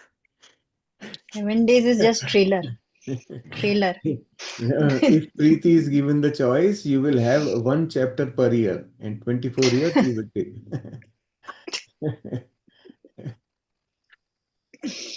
I am that slow student, so I'm doing it that way. Every time something clicks and it feels different. Mm. Yeah. It has to be integral part of life only because we can't separate it out. We have to not think of it as an add-on. It has to weave in, actually. That's what is important. So, at least for myself, I can say that even though we have been just doing unified and only unified in the last 3 years, I have never felt burdened or felt sort of like, am I Bored. missing out on anything or bored Mm. or nothing like that at all. I continue to enjoy it as much as I enjoyed it right in the beginning. This is what makes me stay with it. Many people ask every time the course ends up, and they ask, "Sir, please suggest some books for us to read." And now that part of journey is over. We have done a lot of reading, and I mean, how much Unified has to offer? Just look at it. Do you Yeah. think, have you gone through the practices enough? Do you think you have clicked into the words? What is woven there? That is like endless opportunity, because it just opens up so much, that we can reflect it in our life, even in the so much not so good times, difficult times also, even where there is self acceptance is difficult. These are the lesson that, do you life is for giving love. This is my lesson. Is my self acceptance at to the point? That is the lesson. Am I now clicking to the all knowing intelligence? That is my lesson. And it can go on and on, and with the beauty of life, that you feel that there's a play going on. And if we don't see real life results, then we should not give up or anything or just switch to something else or whatever. What we have to understand is that within me, I have not invested myself enough. The more I invest into this practice, the more I see results, right? And I've seen it with several, there are people who have been with us since our first year, right? They have gradually stuck to the program. They have stuck to the program, even repeating third time, but they are with the program because they are making incremental progress, right? They may not have had a flash of something, oh my God, the life has changed or anything, but they are making incremental progress, and that's the consistency that brings eventually it brings a change in the life, shift in the life, right? The pressure cooker needs to build pressure before the whistle has to go, right? So that building up of pressure can take whatever amount of time depending on how much we are invested in it. That's all I can say about the book. Everything else is everyone has the freedom to do what they want to do. They have choice. Nehaji has charged me up today. I'm like full of, like with and every bits and and pieces only unified. exactly, and when you get charged up, I am say, oh my God, more work is coming my way. Today, I just felt that, you just have to think, work is happening, keep creating. So, one day I just made a vision board. mm, last year, I guess. And that is where I put everything in my what is in my head. There were too many things. And just today, Shailesh is saying that there will do some training program, unified teacher training program. And that was part of that dream, that so I was like, okay, Wow. you don't have to do anything. You just have to think what you want to create. Go think and think enormously, like big, big, think big. No limits, no limits. So uh, it was like aha moment since beginning. I've seen you, Nehaji. You made my morning. Yeah. Okay, I just lose the sense of time when I'm working on my reflections. When I'm working, I just lose the sense of time. I like ask my husband and son, they're like totally ignored that time. They're like, okay, she is in her zone. But now they are very okay. Like initially, yes, it was too much of unified, but now they are settled with the idea. Okay, this is what uh, brings me alive. So I think they are also accepting, and even I've seen changes in them because I, of course, keep sharing things off unified with them. Mm. So maybe consciously they are not doing the practices, but I see a lot of change in them. So it definitely affects everyone around us. Even if we don't share what we are learning, then Mm. also I have seen a lot Yeah, of yeah, change. that's true. Absolutely true. So Yes. what we are living, giving Mm. through all the ways beyond the Mm. words. Yeah. Yes, Ajayji, you wanted to share something. Yes, Something. please go ahead. Ajay ji Apabhimam. felt contagious joy today. Yeah, yeah, I am really on the high today.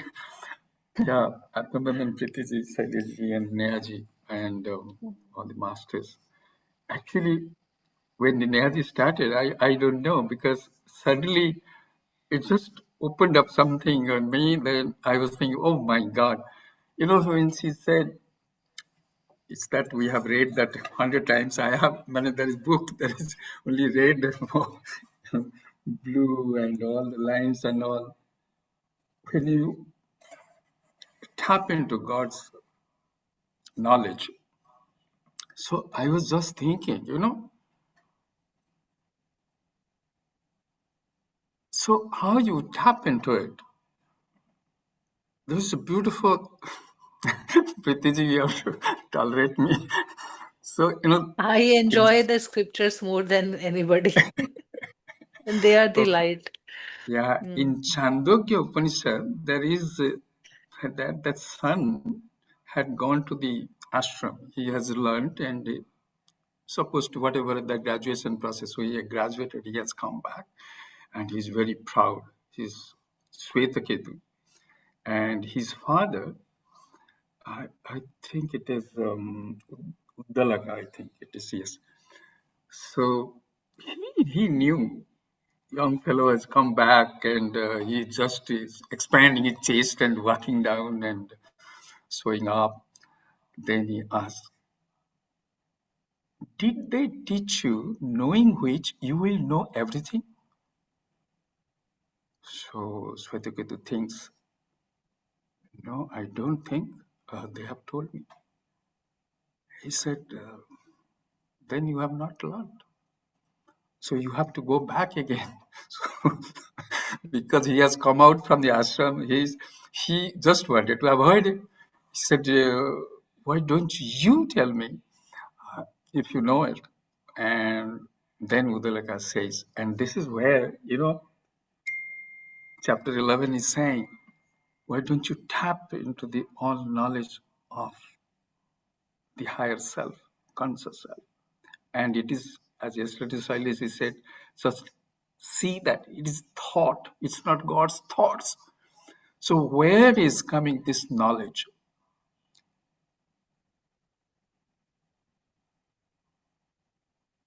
It's not the knowledge in the conventional sense of an individual, like we know knowledge, the act of knowing.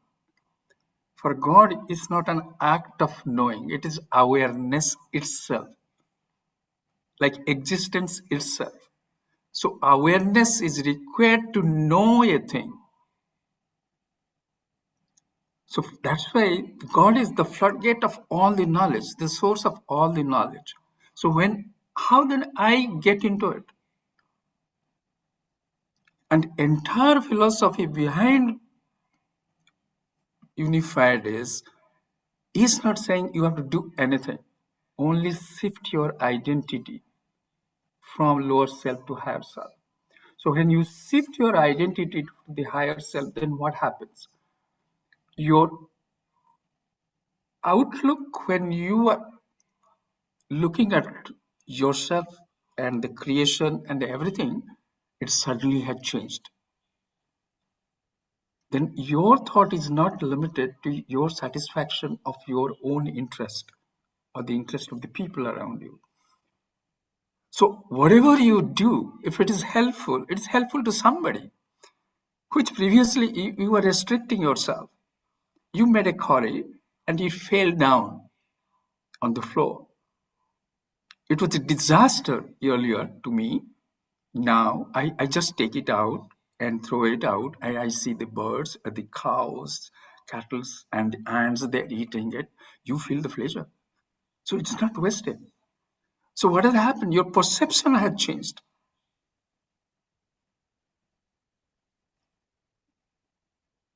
How beautiful it is. Previously, same thing was a disaster. Now same thing is a celebration of life.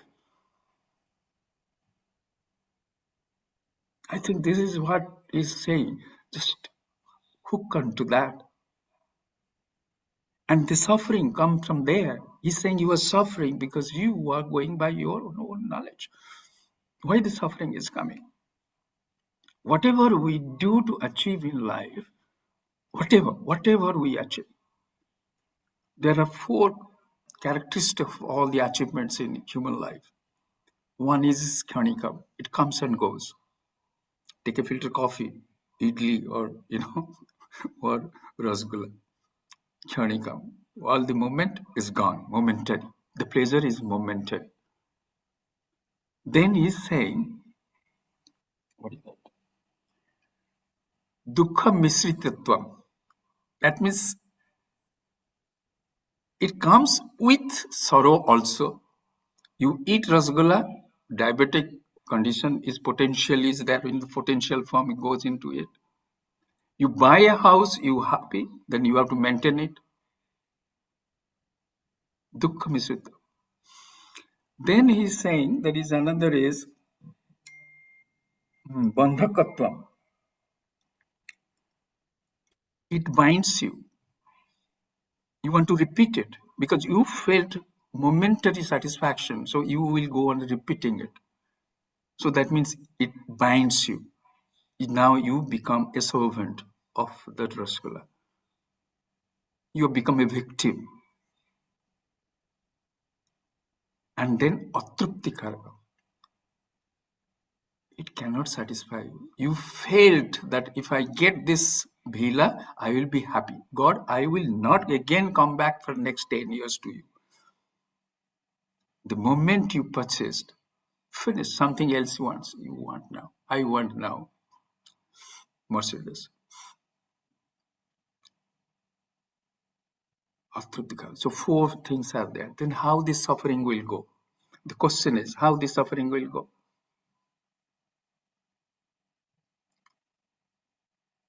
So what you do, the suffering will be there. As long as body, mind, intellect is there, if the body is there, the knee is there not only to help you to run, knee is also there to ache. Even if you are a realized master.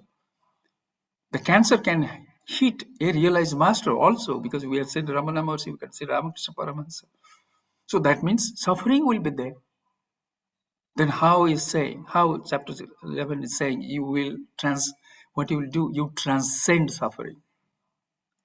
Because you no longer identify yourself with the body, mind, intellect, you identify yourself with the all-knowing Lord, divinity.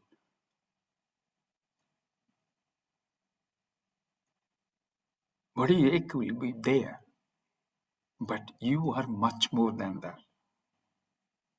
And it's a part of you. It's acceptable. There is a cut in your body, It will be painful, but it is your body. It's okay. You have bitten your tongue. It hurts. It's okay because it's my tooth has bitten my tongue. So beautiful. I was just, it is exploding in my mind. Nehaji was so beautifully, so slow, so beautifully she was taking it.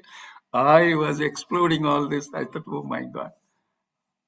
Thank you, Nehaji.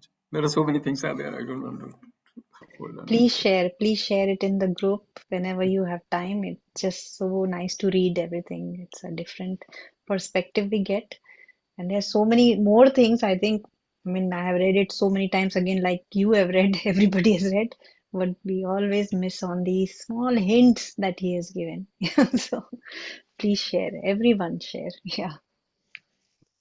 Today, just now, as Ajayji was explaining, one thing opened up within me about why do we have this higher self, lower self division introduced initially to us.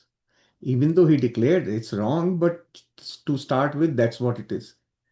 This became very clear suddenly to me when Ajayji said, well, change your identity from lower self to higher self. That immediately clicked in my head. Wow, that's a beautiful thing. Now, this is a very helpful concept to help us look inward.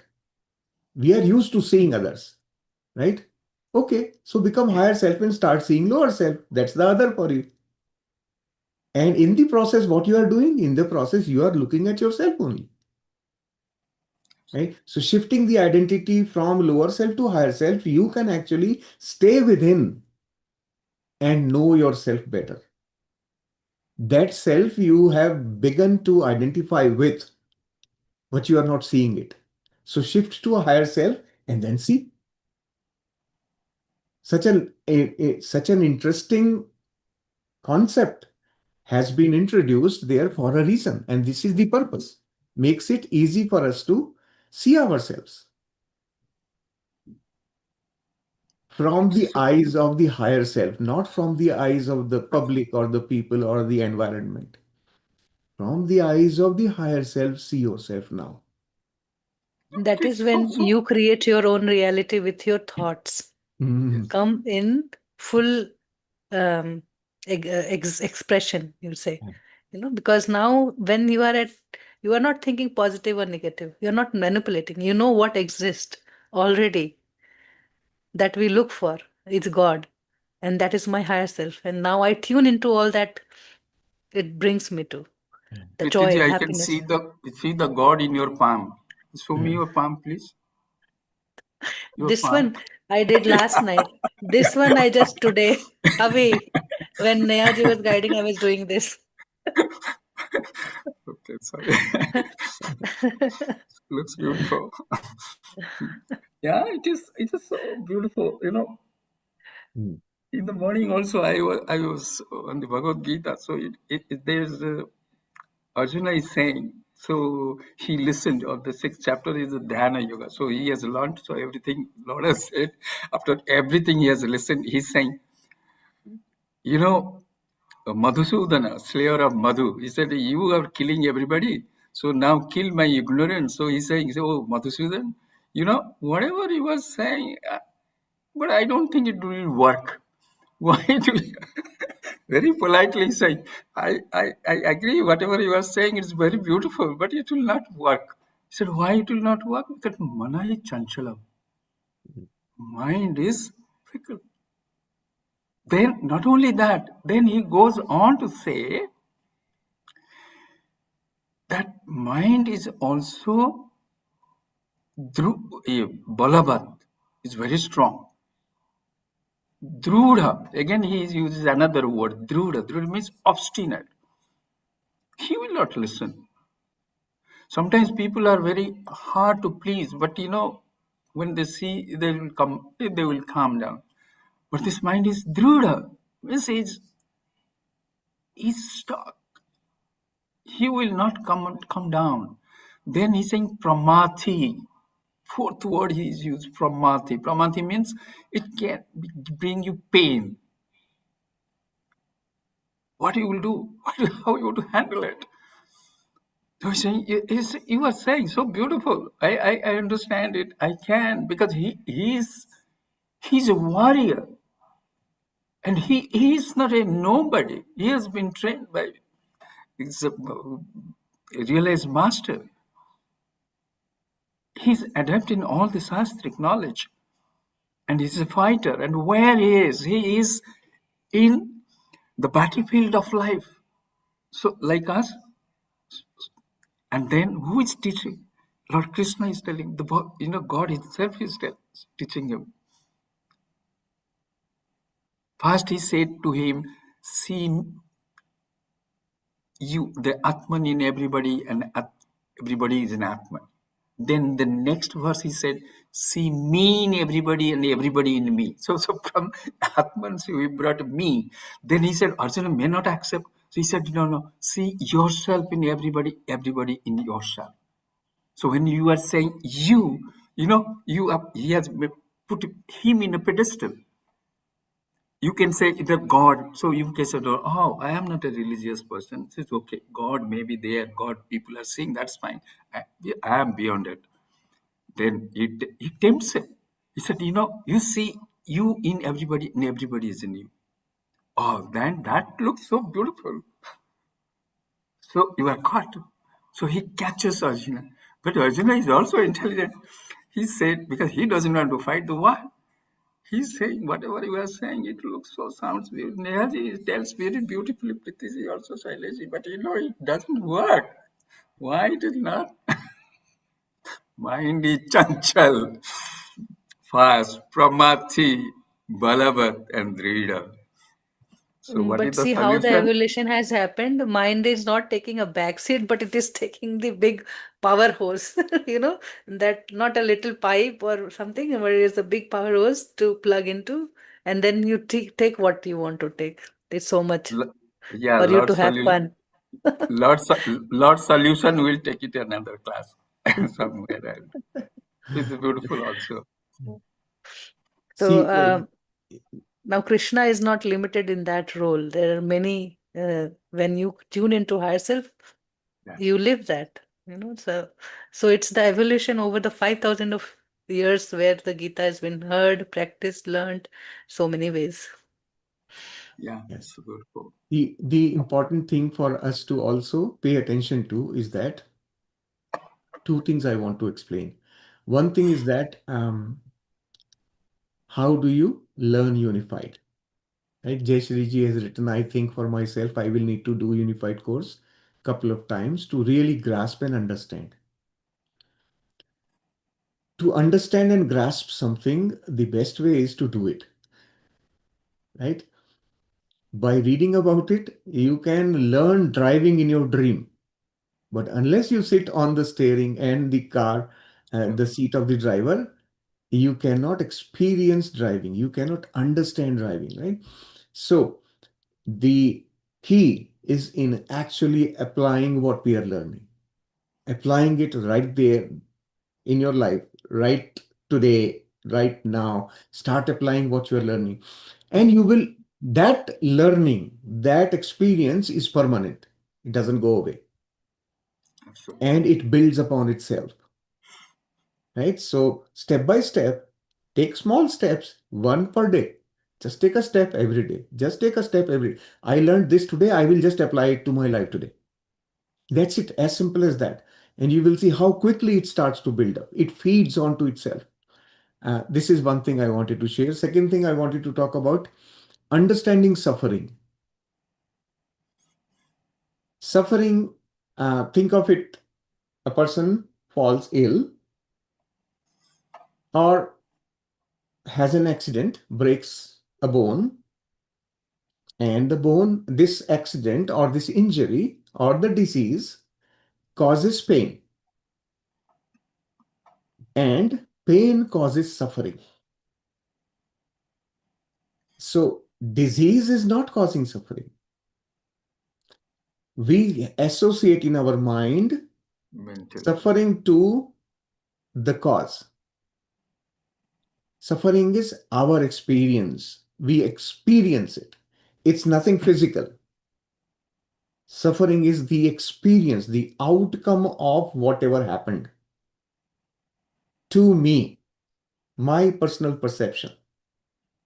Now, let me give you another example of suffering, which we usually don't consider. Because anytime we talk of suffering, we talk of pain. Think about you receive a phone call from a friend who used to study with you in your university with you, your classmate, and you are the topper, but that guy used to kind of somehow pass the exams. And now he calls you one day, "Hey Shailesh, how are you doing? I have been thinking of you for a long time. I have a very special offer for you. I now own 10 companies. In one of the companies, I need an officer, and I'll pay you double of what you are earning today." What goes on through you at that time when you receive this call? This is a good, it's an opportunity. It's a beautiful situation to be in, right? But do you feel happy? Think about it, right? This is another way of suffering. So, suffering is how I envision an event, right?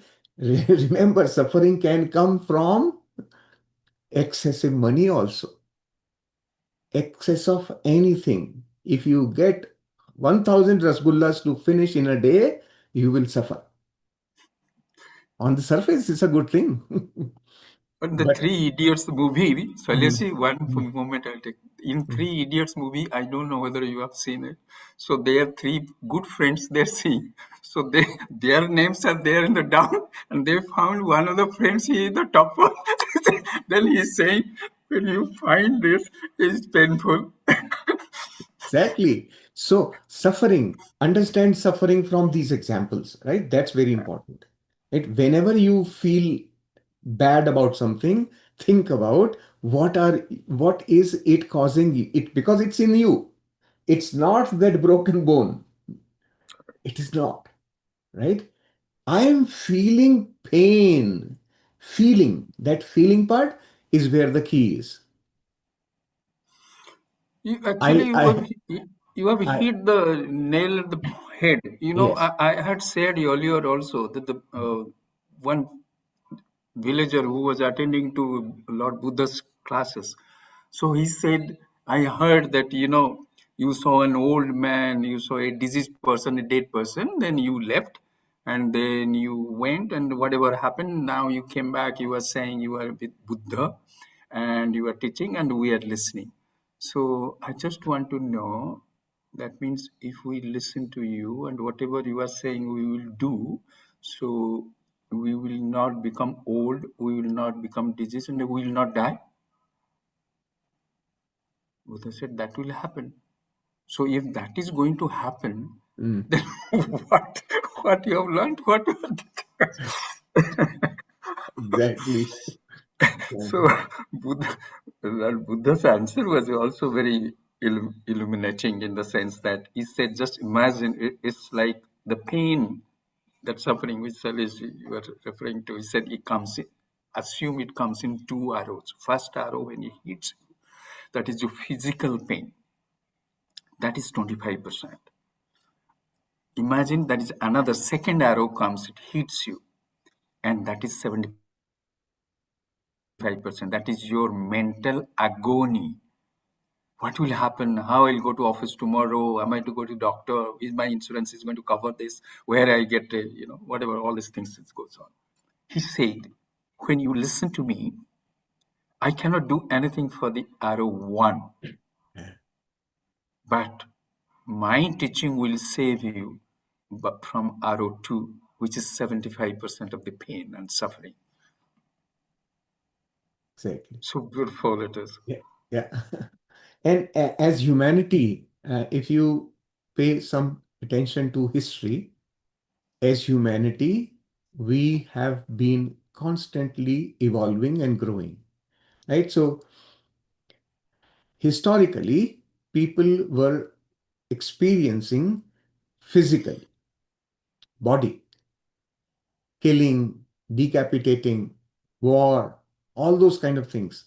It was primarily physical, the body. All kinds of experiences in a body, through a body, from the body. That was the primary focus of humanity. And then slowly, when all those experiences kind of matured, right, the humanity per se went into the next phase, which is called the mind. Today, we are in that mind phase where all kinds of mental torture is being experienced so that we can evolve from there beyond the mind.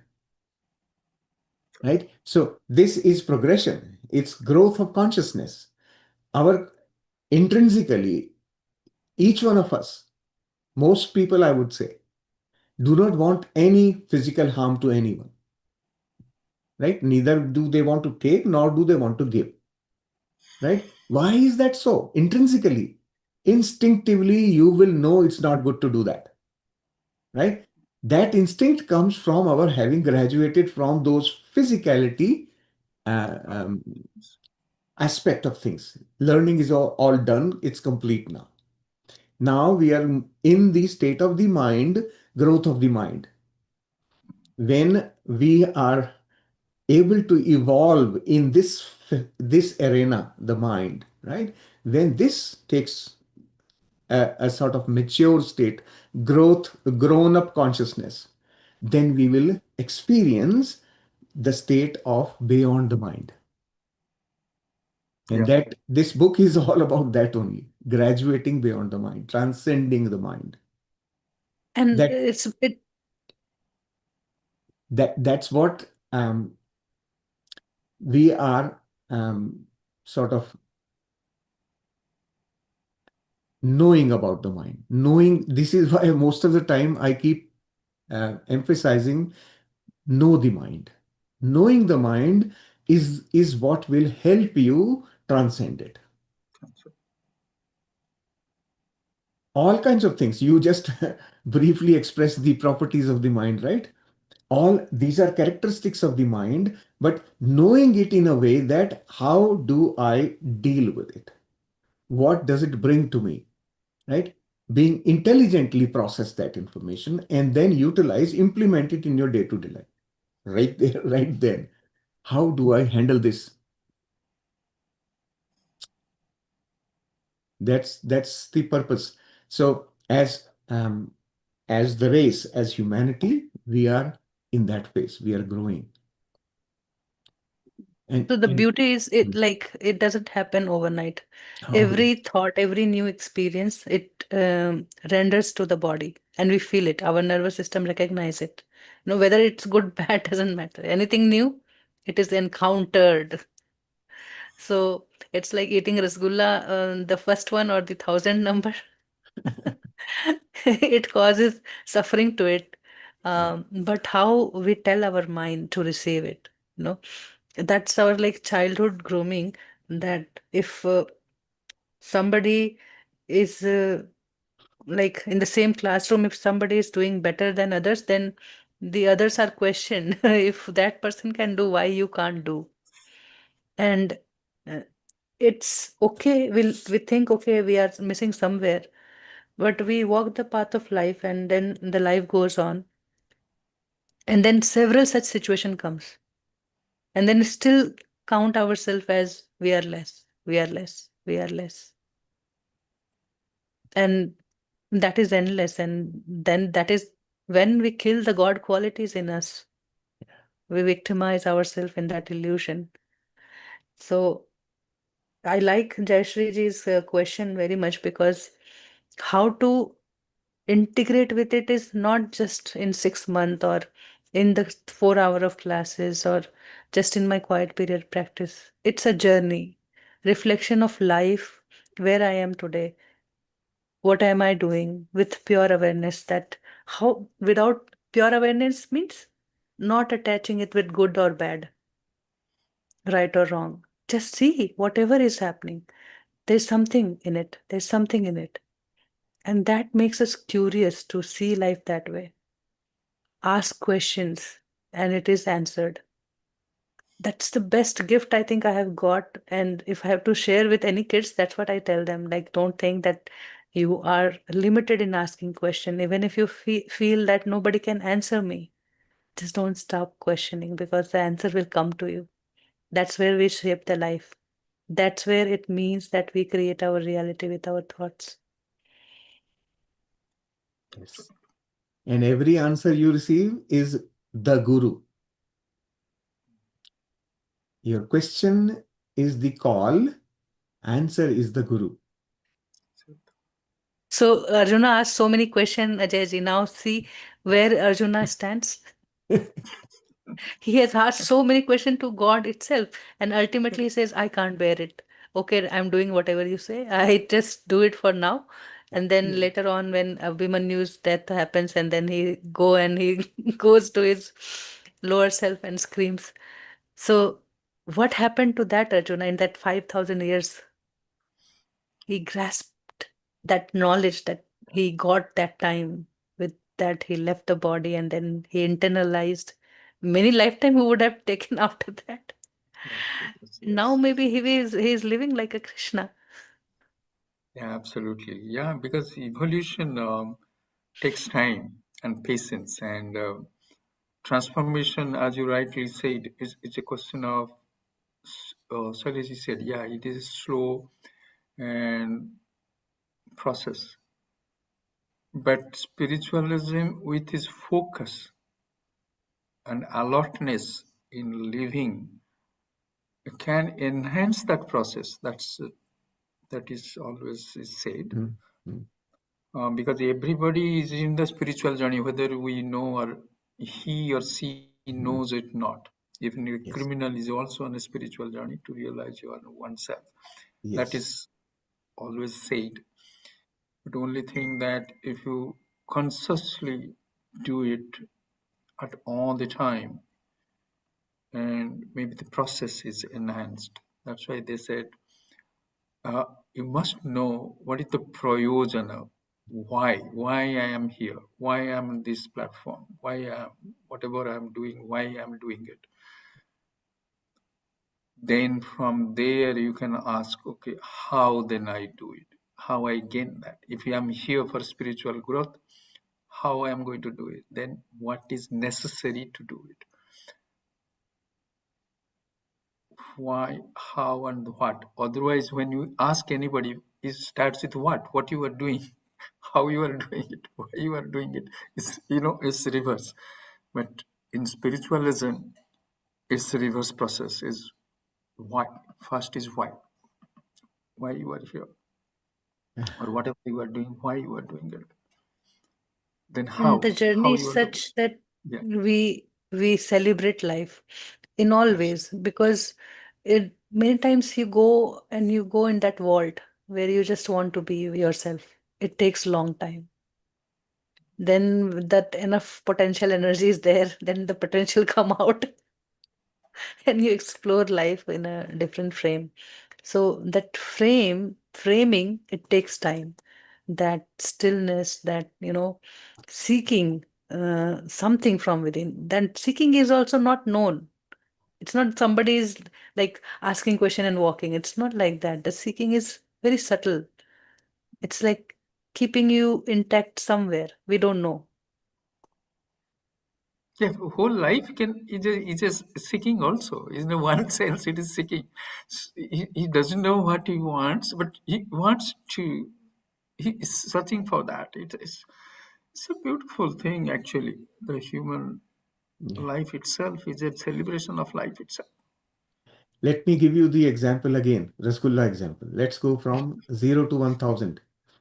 So this, think of this. Shailesh has been given a challenge that you eat 1000 Rasgullas, right? And Shailesh says, okay, give me some time. I have to get ready. So he starts eating 50 Rasgullas today. He eats one, two, he's enjoying. But after the 10th Rasgulla, he starts feeling, not, I can't. Oh, I have to meet 1000. I have to meet 1000. So I am forcing myself and reaching 50 today. Okay, good. Tomorrow do more, and tomorrow I'm able to do 70. Like that, every day I'm trying to consume more and more. And then one day finally I reach, oh, I am able to eat 1000 by end of the day. I have practiced into that.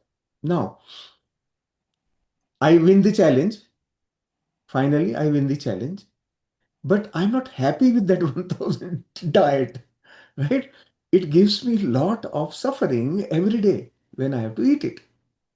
Still, now, after whatever number of days that I have reached this target of consuming 1000 rasgullas, my existence has grown. And that existence will not be able to live without the 1000 rasgullas anymore. It needs to be fed with that, Okay. right? This is what happens to rich people. This is the key. Understand why rich people become richer, even if they don't want to. To survive, they have to keep that machine going. There is no other way.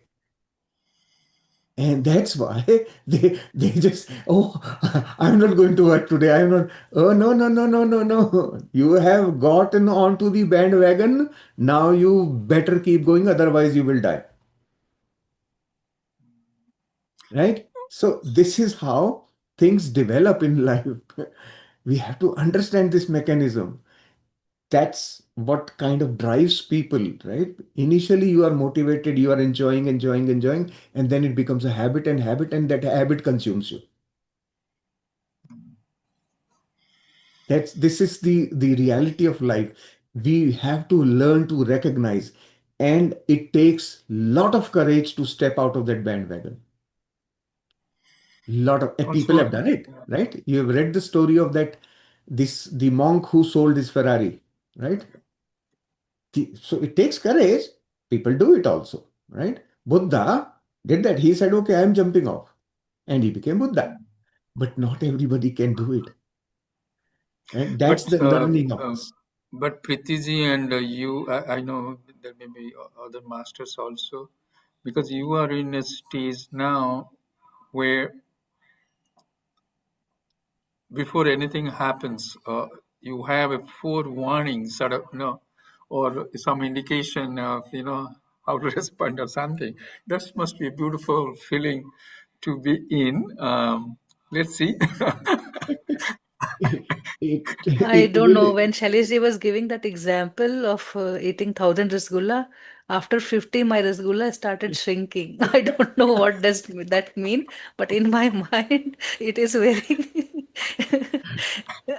alert. And he said, "Okay, let me shrink the size of rasgulla, then I can fit maybe." Thank you. Thank This is, it was just basically, I was just giving you the example.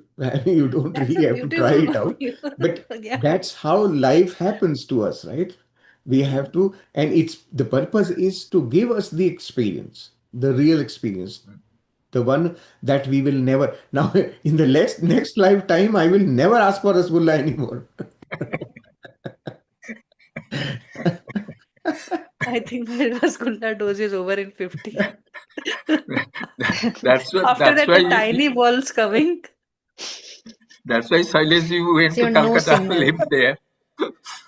So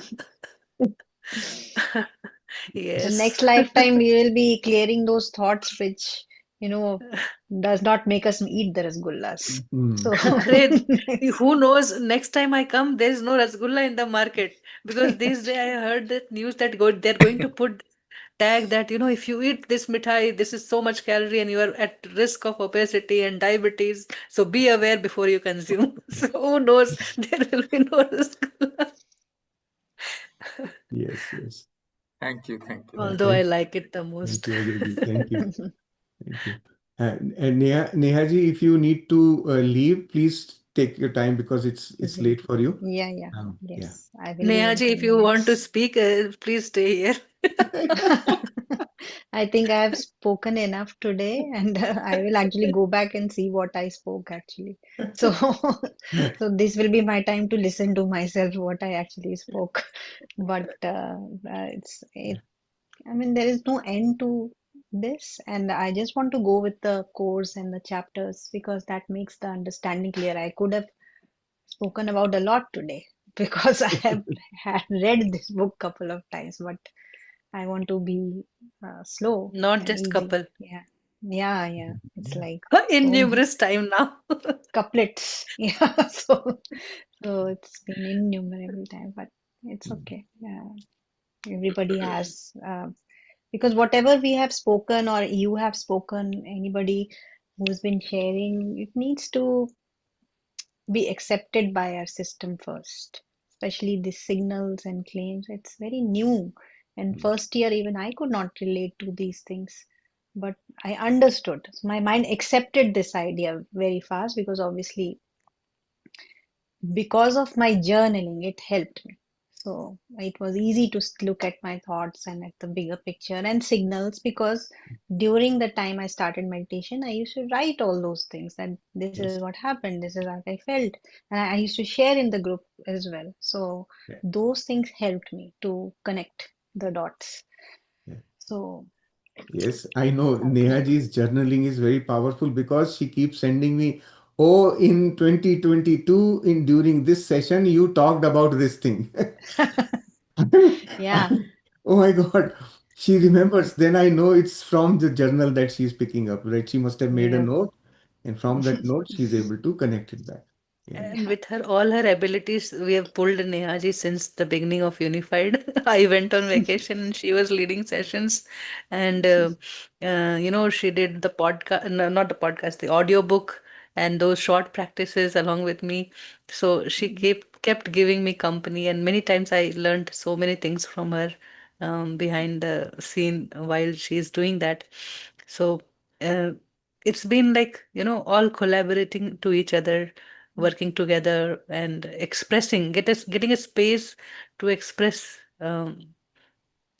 this, I mean, beautifully Experience, yeah, helping everybody. absolutely. Yeah. Yes, absolutely. It's always a joy making anything because I can see the change, I can feel it, so it comes naturally to whatever we are creating and how it will benefit people, we also know that.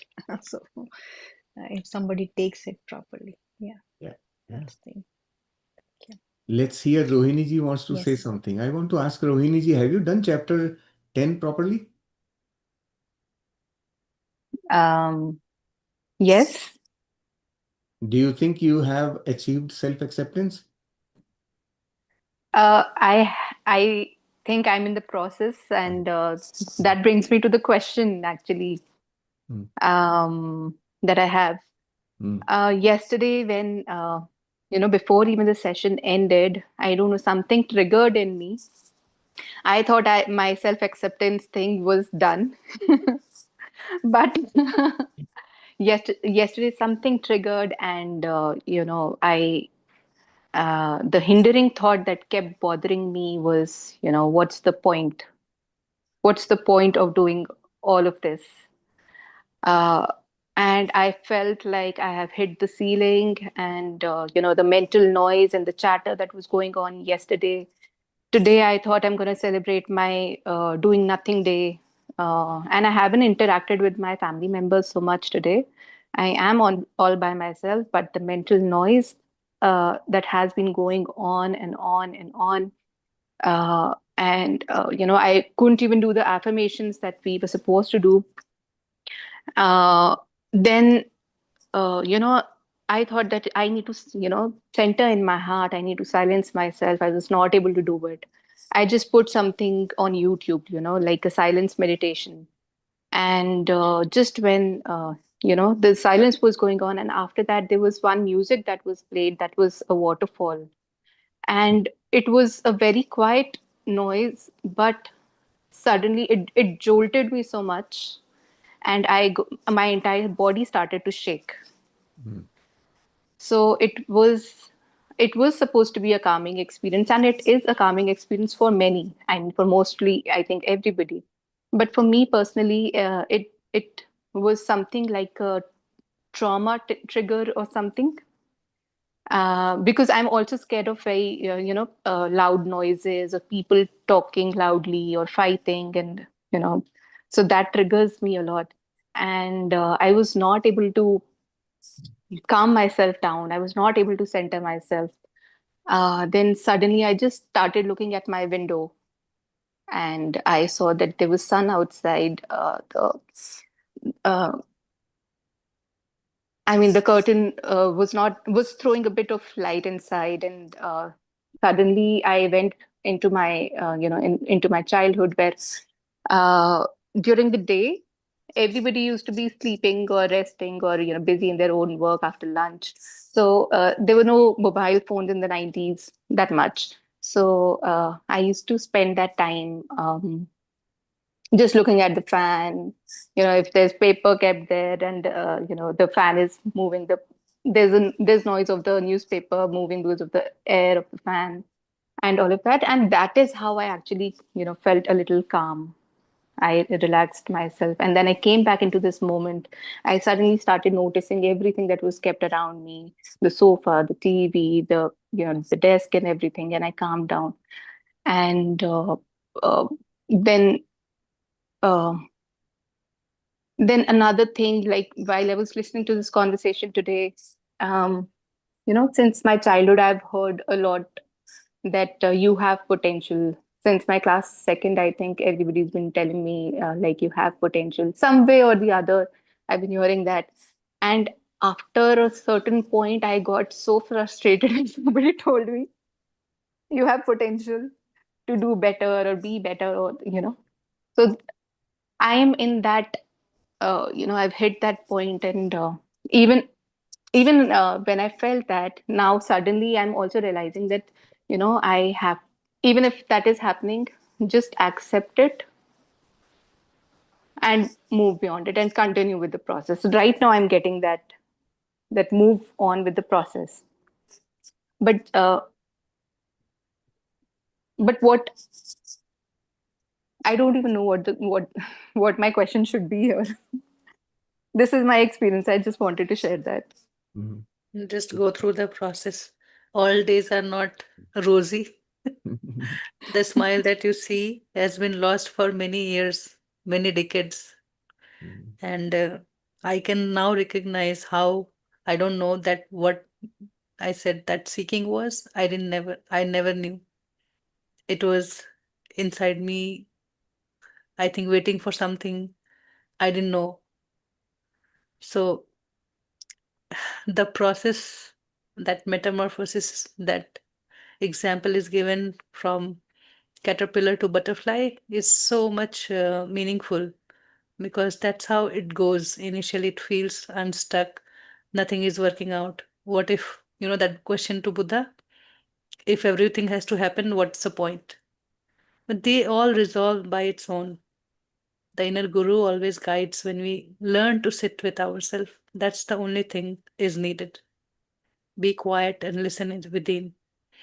Then you realize that who is saying and who is listening is the same. Only my identity with that channel was missing. Now I tune to my higher self. I accept what it brings to me, and I will always find all the God qualities, that love, that all-knowing intelligence, that self-acceptance, that forgiveness is my everyday um, business. That's Mm. what I do. Like, Yeah. So was it my intellect that guided me to calm myself down, taking me back to a past uh, memory where I did feel calm as a child, or was it my higher self guiding me uh, to a safe space and Both. relaxing? It is you both. used both to release that Mhm. whatever is stuck. When you were sharing your childhood, I could see on myself only quiet, looking at the sky every evening. Everybody around me is playing with friends, doing whatnot, and but I will be separate. Sometimes I will stand on the wall and I will just keep looking at the sky. So those childhood memory, we don't know what it was then, but it will tell so many things about you. So that quiet reflection after having that memory will now become clear to you why it was like that. And Yes. that also brought one more thing. As a child, when we used to go out as a family, uh, I always, somehow left. I mean, every time I used to think that I'm going to remember, like we left from house and wherever we're going, I'm going to remember the way.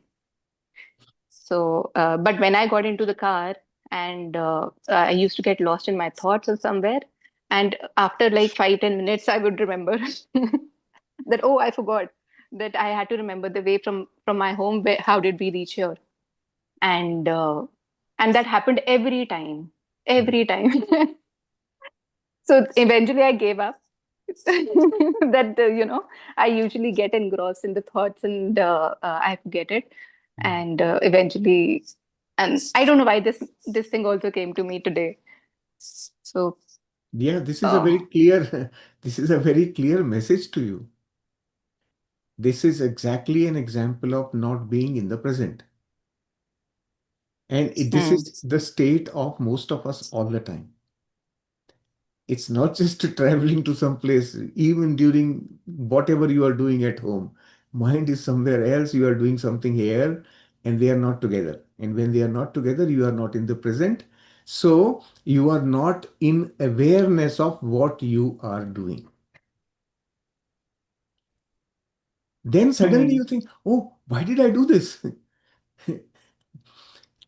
Your subconscious made you do something, and your conscious mind says, oh, I was busy somewhere. Let me see what this guy did. And say, this is not what I wanted. That's the disconnect. Everybody has that. We all have. So, this reminder to you was that maybe you need to practice more being in the present. No, don't let your mind hijack you.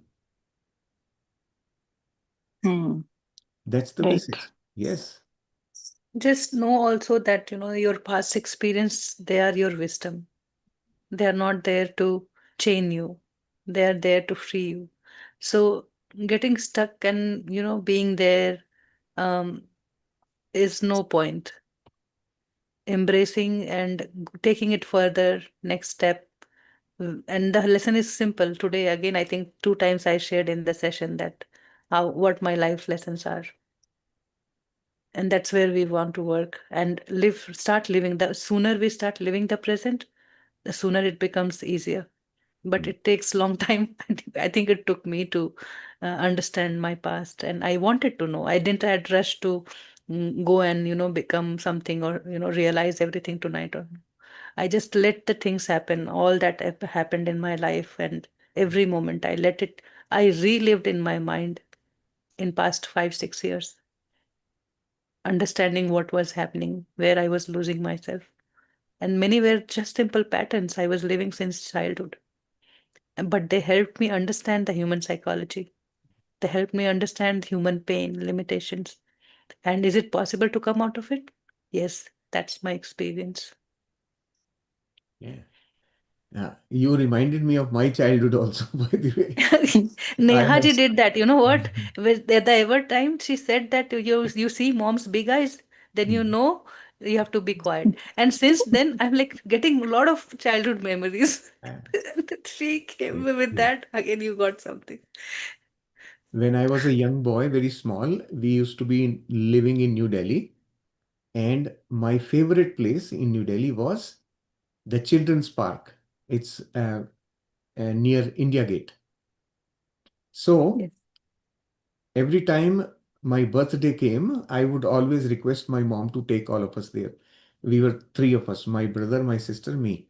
And so my mom used to, on my birthdays, that was fixed. We will always go to Children Park. So I, that was the only place I always remembered the route, how you reach there. I never forgot. Even to date, I remember it. We used to be living in Karol Bagh and used to go from Karol Bagh to India Gate by bus. So I remembered that. Even to date, I remember that children park. It's in my memory. Why? Because that was something I was connected with. I felt so much seeking for, right? So those things where your mind drives you, you will remember. And I won't remember the way to any other place. Only that one I still remember. how we went. So this is the power of your mind. Eh, what what you need to understand from this is that because we are not, the mind is not where we are, we miss the small joys of experiencing that process, that path that you are traveling on, the journey that you are doing. You miss the joys and the learnings and lessons you are being given along the way, and because your mind is not here. Mind is in fantasy land always. So Hmm. that this is how we miss, and then the experience has to repeat because you have not paid attention to it, so it will come back and come back and come back. This is normal for all of us. Yeah. So Yeah, continue to do what you are doing. It's a very good thing. You are at least investing yourself in your own self development. That is very important. Keep working. One day things will change. Your chapter 10 is not yet done, so you have to work hmm. on it. Very It's in important. process. Hmm. Don't worry, that comes slowly and gradually. Also, this chapter is part of chapter 10. Hmm. Accepting Hmm. yourself with all knowing intelligence is also that part, right? So, very easily we identify ourselves with what we do. Yeah. Our intellect pays us Yeah. so much comfort, so much freedom, so much of ego to boost. Yes. So it matters. And how will you know that your self acceptance is complete? Shailesh will tell you. Okay. I will wait for that day. I am also waiting. I am waiting more than you are waiting. I Yes. can only say that I'm gonna work. I'll do the work. That You continue to do what you are doing. Don't rush. Allow yourself to evolve. Nature. Allow the nature to function the way it works always. The nature will yes. handle everything. Nature does everything so lovingly, so gently that we don't realize when we have arrived. That's the beauty of how nature works for us. So just allow. All that we have to do is simply allow. Yes. And I What also we are have a seeking. rasgulla story. Mm. When I was a child, I don't know, somebody gave, I don't know, it was half kg or 1 kg of rasgulla. And I just had one. And after they went away, it was in the fridge. And I was so fascinated with the taste. After the guests were gone, I went back, I opened the fridge. I had like two, three more, and I closed and I went back to my room. And then again, the taste called me, and I went back. And I think I did this 4 or 5 times, and I finished the entire box. And I haven't eaten rasgulla since. That was the first and the last day. I will eat every other sweet, but not rasgulla. See? Excellent. These are life lessons. Really Yes. good. All right, I'll not take any more time. And Thank yeah, you. thank Thank you. you, thank you all, thank you. Thank you, Rohini ji. Wish you the best and go slow and easy. That's the Mm. way, and it is enjoyable. Yes. However it is, being a caterpillar or in cocoon or like a chrysalid, that hanging phase and then flying phase. Yes. We hang to our pain. We hang to that wall, thinking that somewhere somebody is there to support me, and that actually works. That thinking works actually. Not like I'm imprisoned or, there's no way to go out. Mm. That happens. Good. Yes. Let's hear Achalaji after a long time. Yeah. Achla ji And is silently speaking so much. I read all your messages and they are so beautiful. oh, thank you. On that note of support and feeling love, I couldn't help myself but to share that I completed 12 weeks of chemo. Mm. And I feel I could not have done it without these groups. love and support. Um, and the journey made it so smooth and so enlightening at the same time. So I'm so grateful. I just wanted to express that. I still have one more year to go with, or than 5 years to go through, but I feel completely healthy, uh, and just delightful to have this journey with you all. And I'm looking forward to attending the next when you guys start. So I'm just full of joy right now. Thank you all from my heart. Thank you. You Thank will be bored Thank listening you. to us every time we say the same thing throughout the I, year. but it unfolds something in that moment, and every moment is a new moment. you. And so I love what is unfolding in each moment, and I'm cherishing it and enjoying it so much Mm, because it spills away any residue, any layers that are covering my heart mm, or my mind or any part of me, mm, this existing part of me. mm, And the creation is so mysterious and vast, and it is infinite. So it can never be boring, or it can It is never be growing as we tired. are growing. It mm, is expanding as we are expanding in love. mm. Yes, and our expansion is so beautiful. I feel it, I live it, I enjoying it. Yeah. So thank you all for Thank you. coming into my life.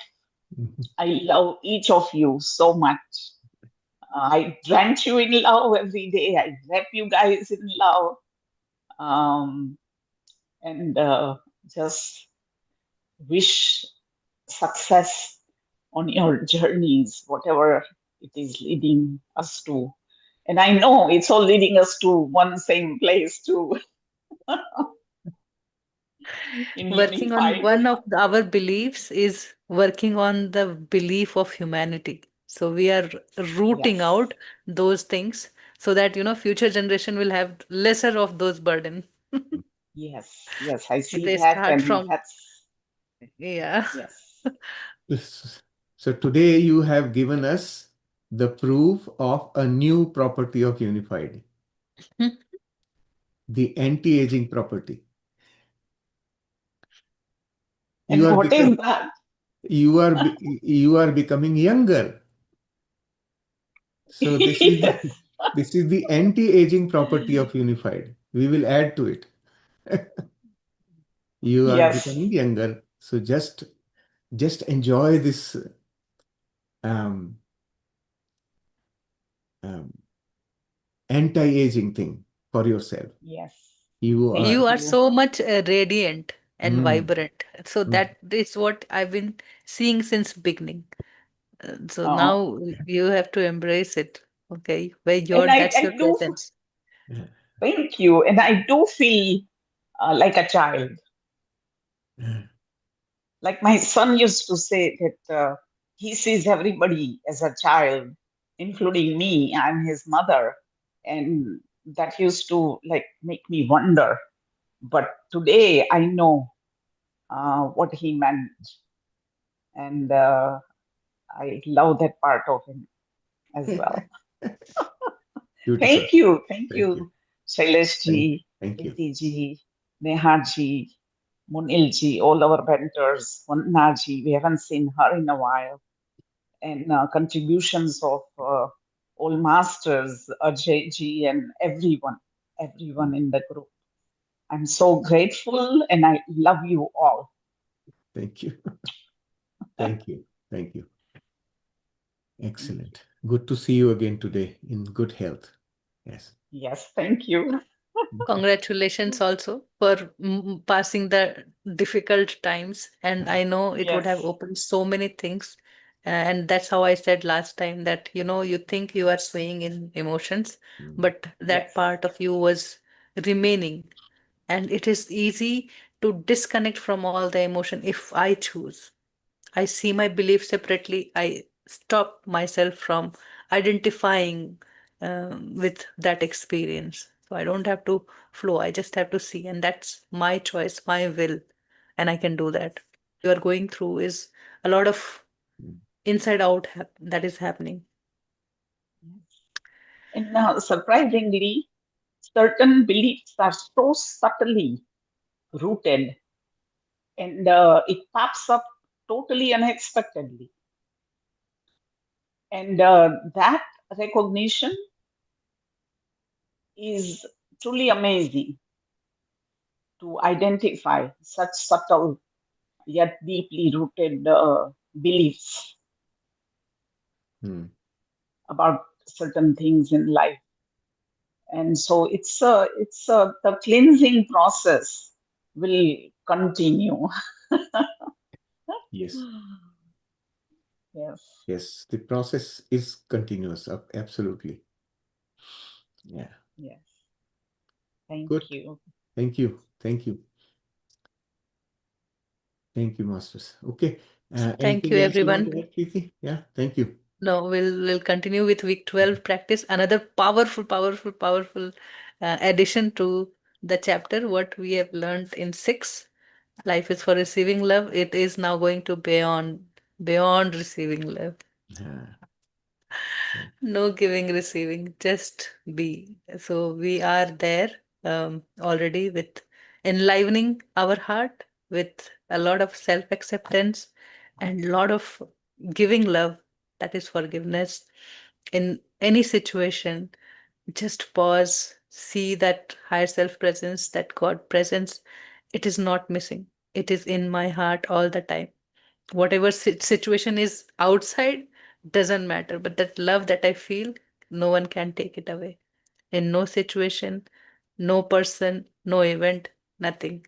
So be with your heart centering practice, body awareness, signal practice, and that we are going to use furthermore in whole part 2 and part 3 also, somewhere somewhat. The good. journey of unified is so enormous and beautiful, so enjoy that. Chali, good. Thank you.